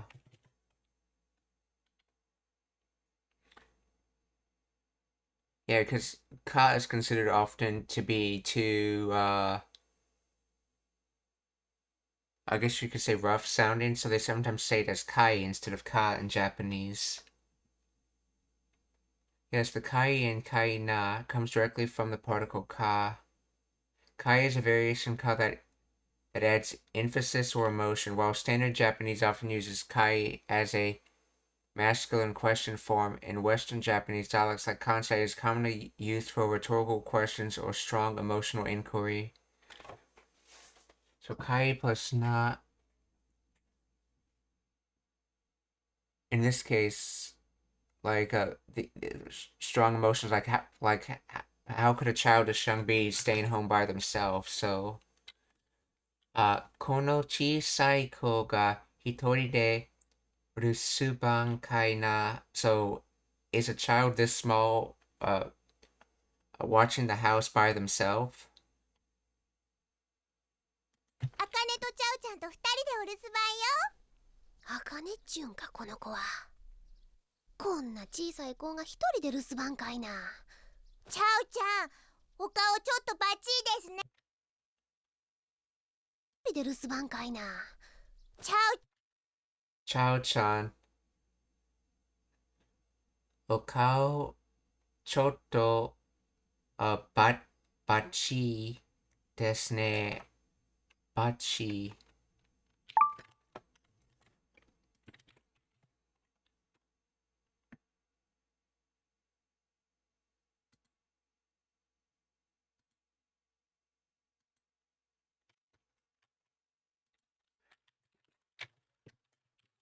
Please explain the grammar of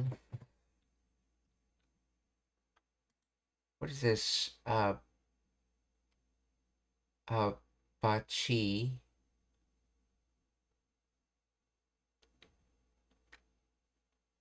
See, bachi is likely a misspelling of bachidi, which means perfect, spot on, or excellent.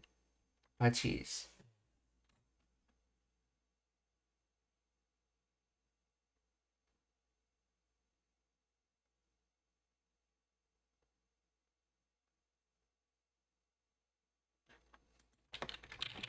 This is being said by a little kid.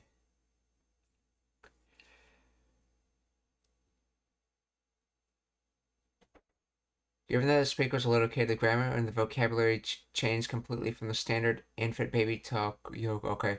The phrase child-chan, okao, uh,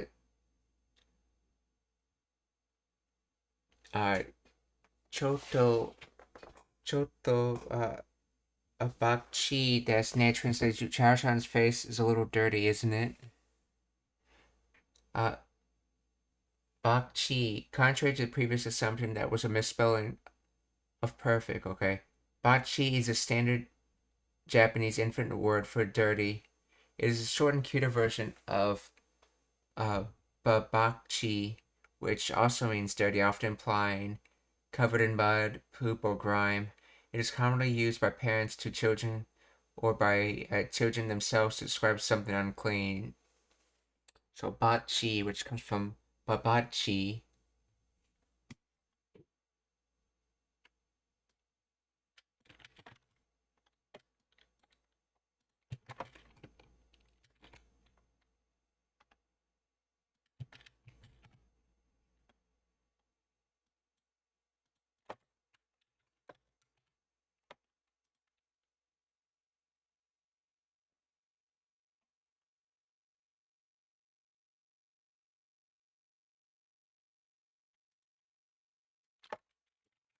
What is the origin of babachi? I wonder if that's an add-on on another word or not.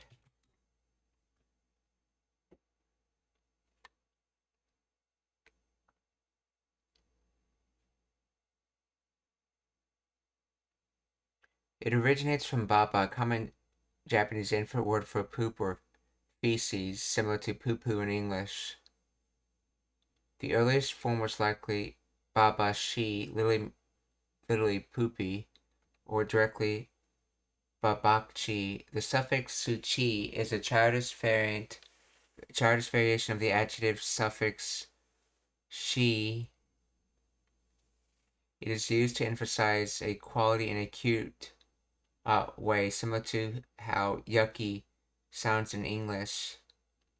Over time, specifically in Kansai region, Osaka, Kyoto, the word was shortened to bachi. This short version became nationally recognized as standard baby talk for dirty. So it came from the word poop, which made poopy essentially, and then its baby talk version of babashi became babakchi, and then it got shortened to bakchi since that's easier to say for kids to say. And it took on more than just covered in poop. It means like just being dirty in general. So bakchi. So Chao-chan, okao chotto bakchi desu ne. So Chao-chan, your face is a little dirty. So Chao-chan, your face is a little dirty. Or Chao-chan, okao chotto bakchi desu ne. こんな小さい子が一人で留守番かいな。チャオちゃん、お顔ちょっとバチいですね。じっとしててよ、きれいにしてあげるんだから。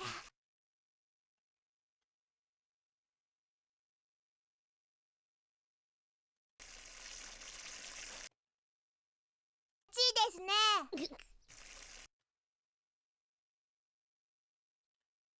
See, Don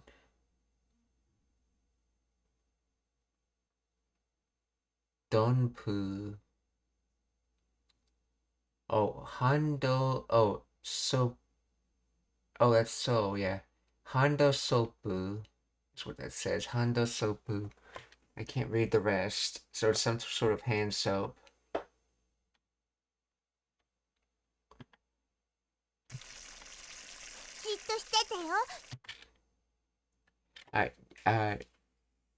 Jito shitete yo. きれいに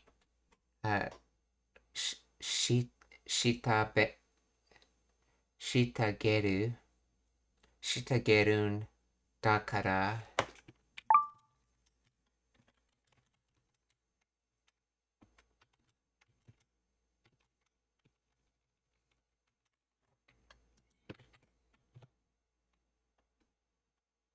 じっと motionlessly.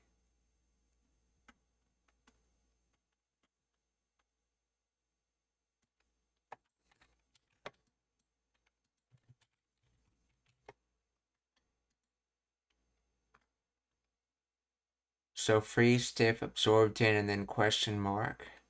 That means motionlessly, or be still.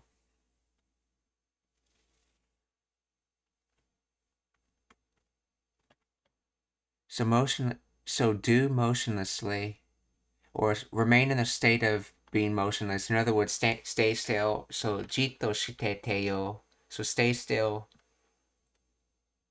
or be still. きれいにしてあげる。Oh, してあげる. So what is shitagerun? So this is probably the target. So to become clean.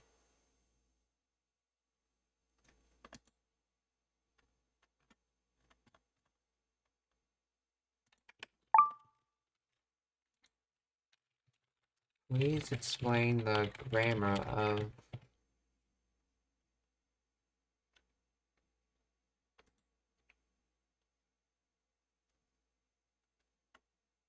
shitagerun. Okay.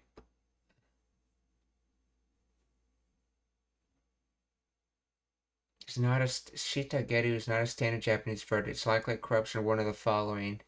Which, by the way, when studying Japanese through immersion, it's actually recommended that you use content that's in which the speakers are old enough in which they don't slur their words, because it can make it difficult for people learning it. But I guess this is good for learning some specific childish slurred words. But that's why I say the best bet is you want characters that are speaking that are old enough to not slur their words, but young enough to be using a smaller vocabulary.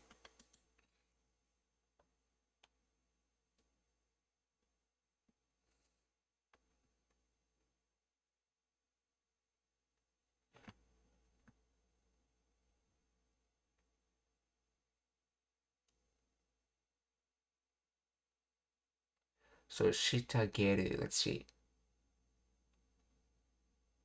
If the speaker's doing something like, well, okay.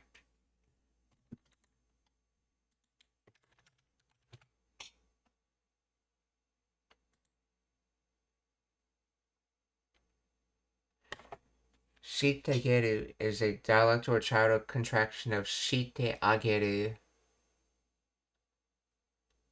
Oh, shitageru.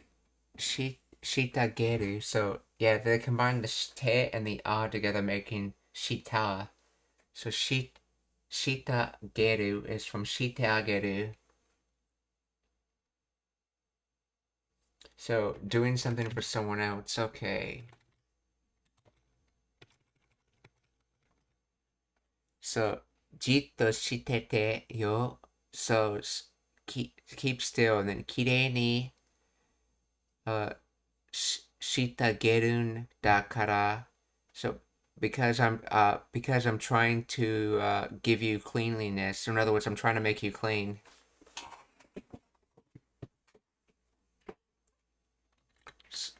So jitto shitete yo.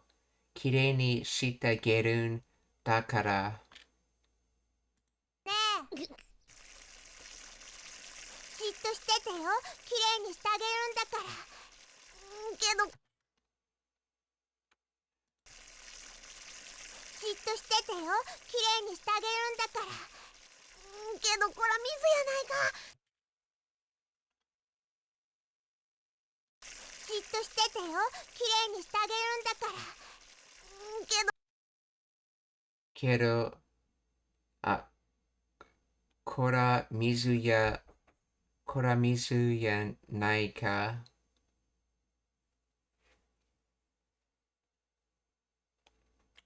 So, Kora. So, Keto, but.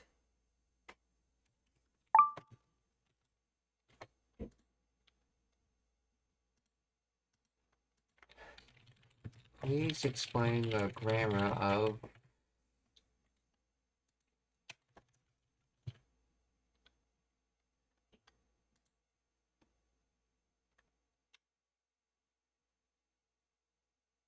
Oh, Kore. Okay. No, this is Kora, though. Yonai, the concept dialect equivalent of Dewa Nai, meaning is not. Together. Let's see, Kore Mizu Yonai. Isn't this water, or this isn't water, is it? The addition of Keto at the beginning suggests the speaker is contrasting this observation with the previous assumption.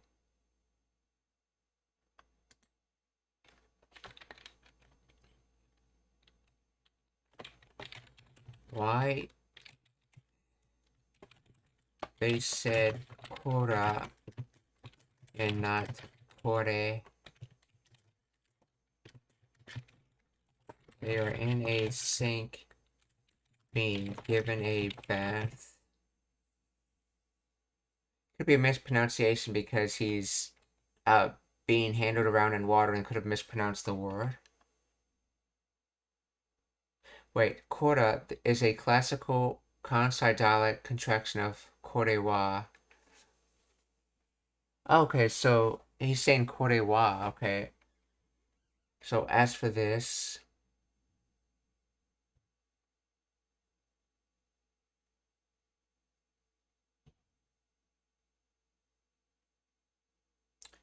so hey, isn't this water? Or wait, this is water, isn't it? So grammar breakdown.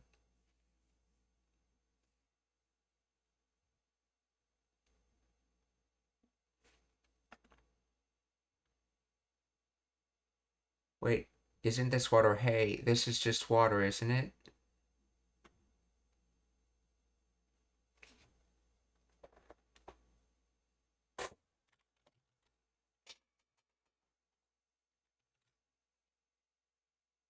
In a bath scenario, the speaker, perhaps the person giving the bath.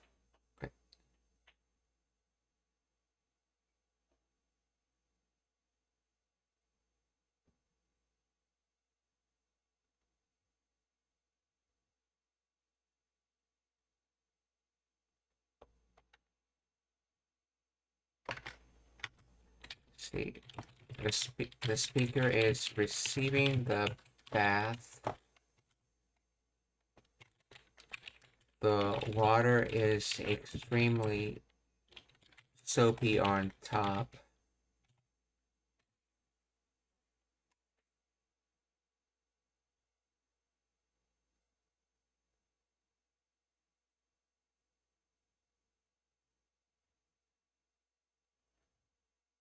In this specific scenario, the speaker, the bather, is likely reacting to the fact that despite the heavy soap on top, the water underneath feels like plain water, or they are sarcastically noting that it is water, implying it's cold, not enough soap mixed in, or not what they expected. So could they be saying that this isn't just water?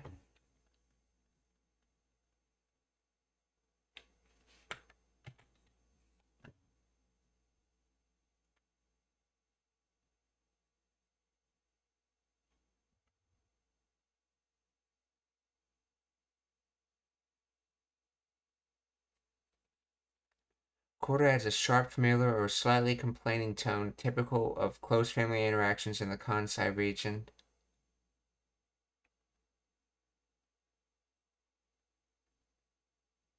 While the literal grammar is a negative question, isn't this water? In Japanese, and especially Kansai dialect, the structure is often used to assert the opposite of the literal words, or to the point out discrepancy. Two possible meanings. This is just water. Complaint realization. The speaker feels the water underneath soap and realizes it's plain cold water, not a proper hot bath. Nuance. Hey, this is just water.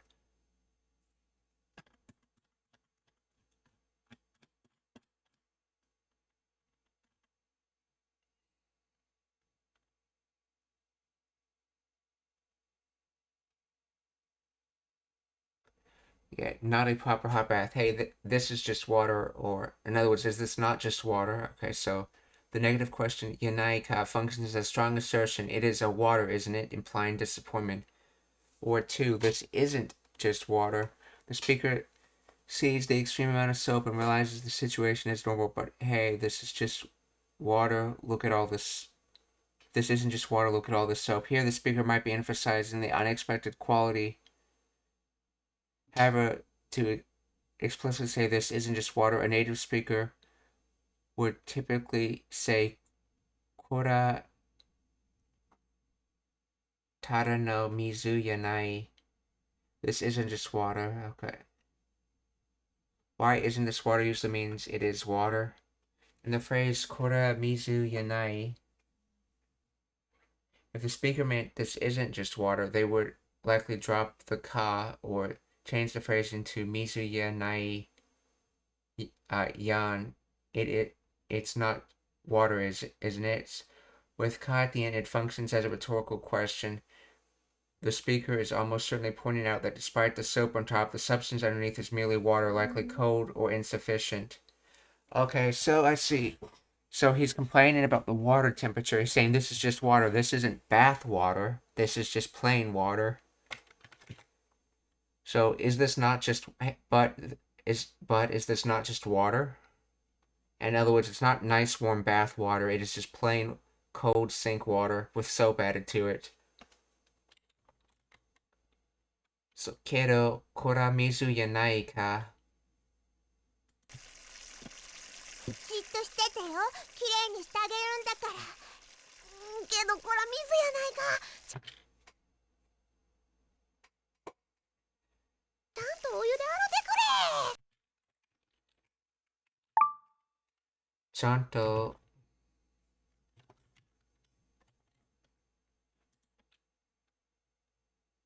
にしてあげるんだから。けど、こら水やないか。こら水やないか。ちゃん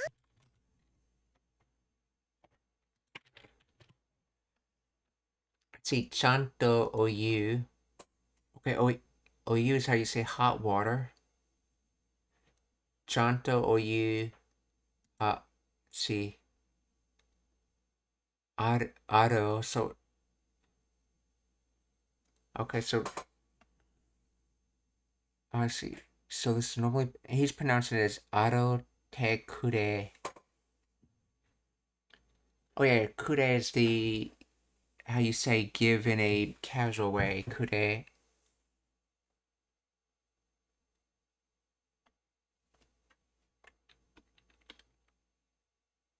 What was that? Actually, let's look it up.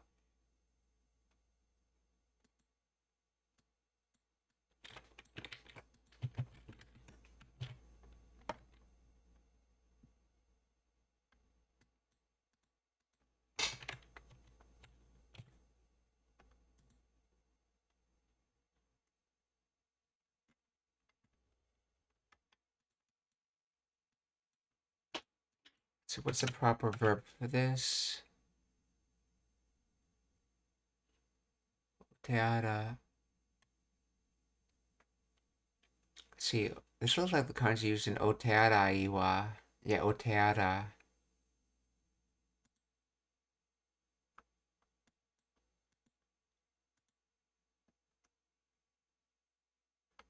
Yeah, arau.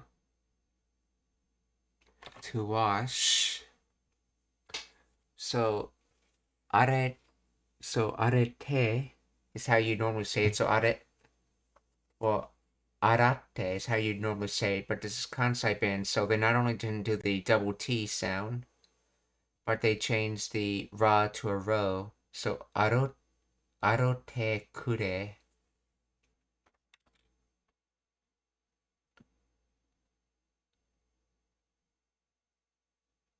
So to properly give a bath, so that's probably what this kure is for, giving someone else is getting. So kureru, I guess it's imperative, casual imperative form would be kure.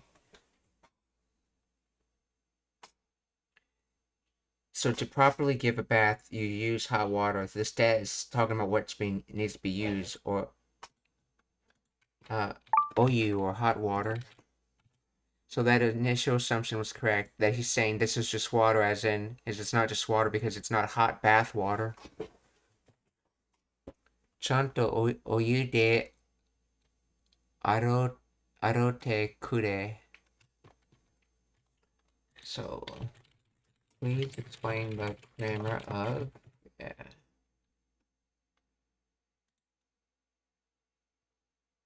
See, kure is the imperative form of the auxiliary verb kureru, which means to give. Okay. When attached to the te form, okay, te kure functions as a command instructing someone else to perform the action for the speaker. Okay. Let's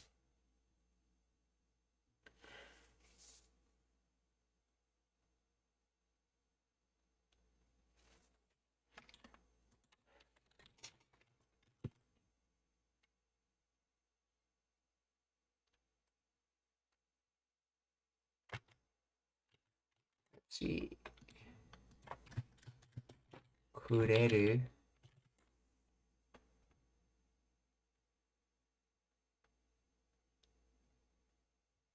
kure imperative.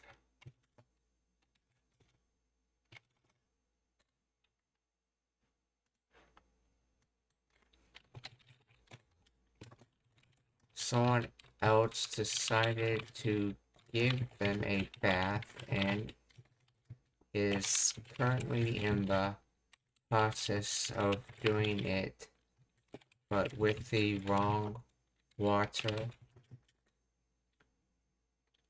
Why is the casual imperative form of kureru being used?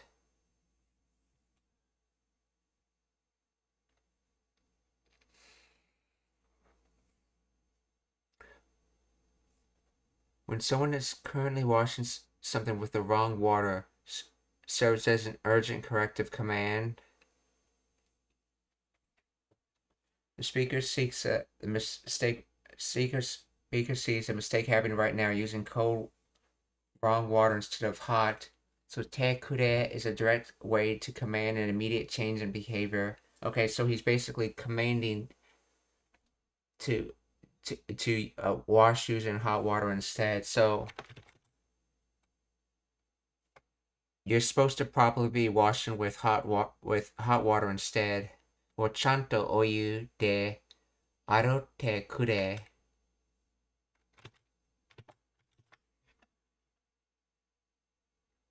Or actually not supposed to. He's saying wash properly with hot water instead.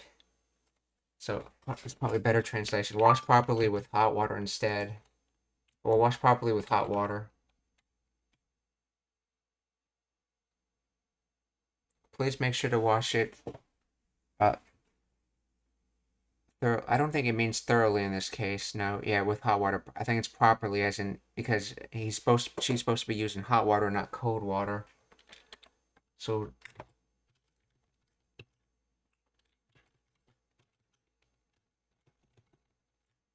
chanto oyu de arote kure, or the standard Tokyo Ben way would be saying chanto oyu de aratte kure.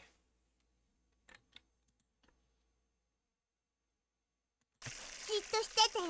きれいにしてあげるんだから。けどこら水やないか。ちゃんとお湯で洗ってくれ。けどこら水やないか。ちゃんとお湯で洗ってくれ。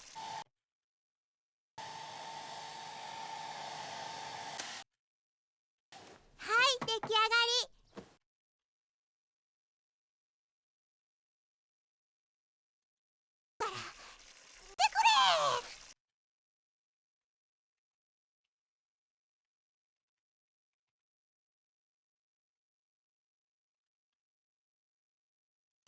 けどこら水やないか。ちゃんとお湯で洗って。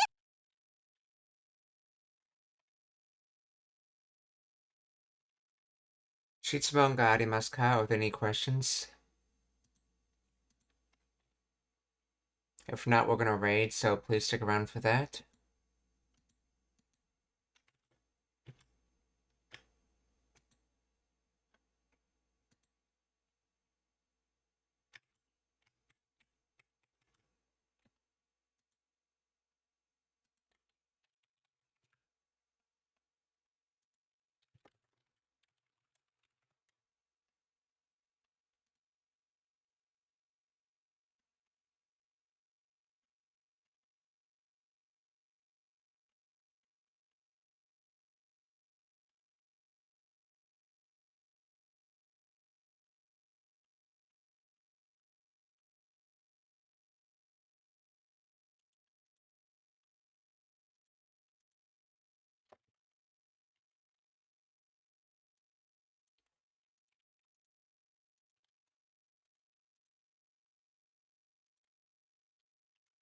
The first raid is going to be on Brother Dust, who's playing Persona 3 Reload to study and teach Japanese.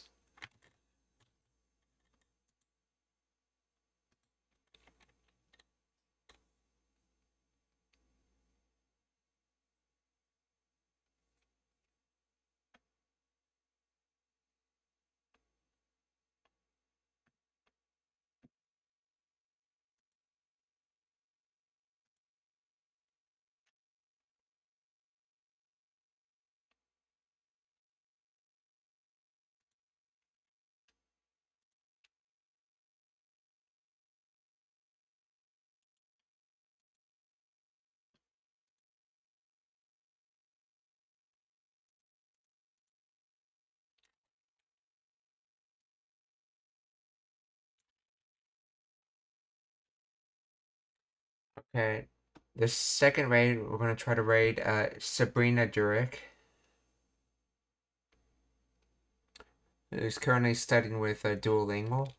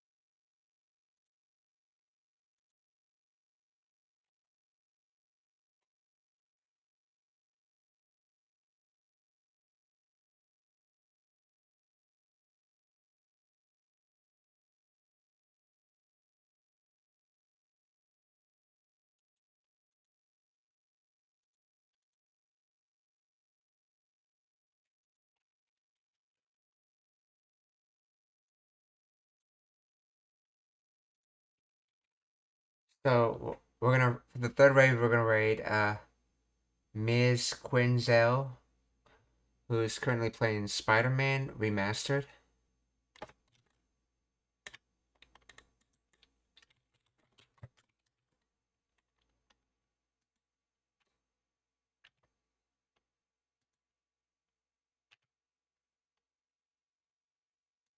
So 皆さんお気をつけてまた明日 Goodbye everyone, see you tomorrow.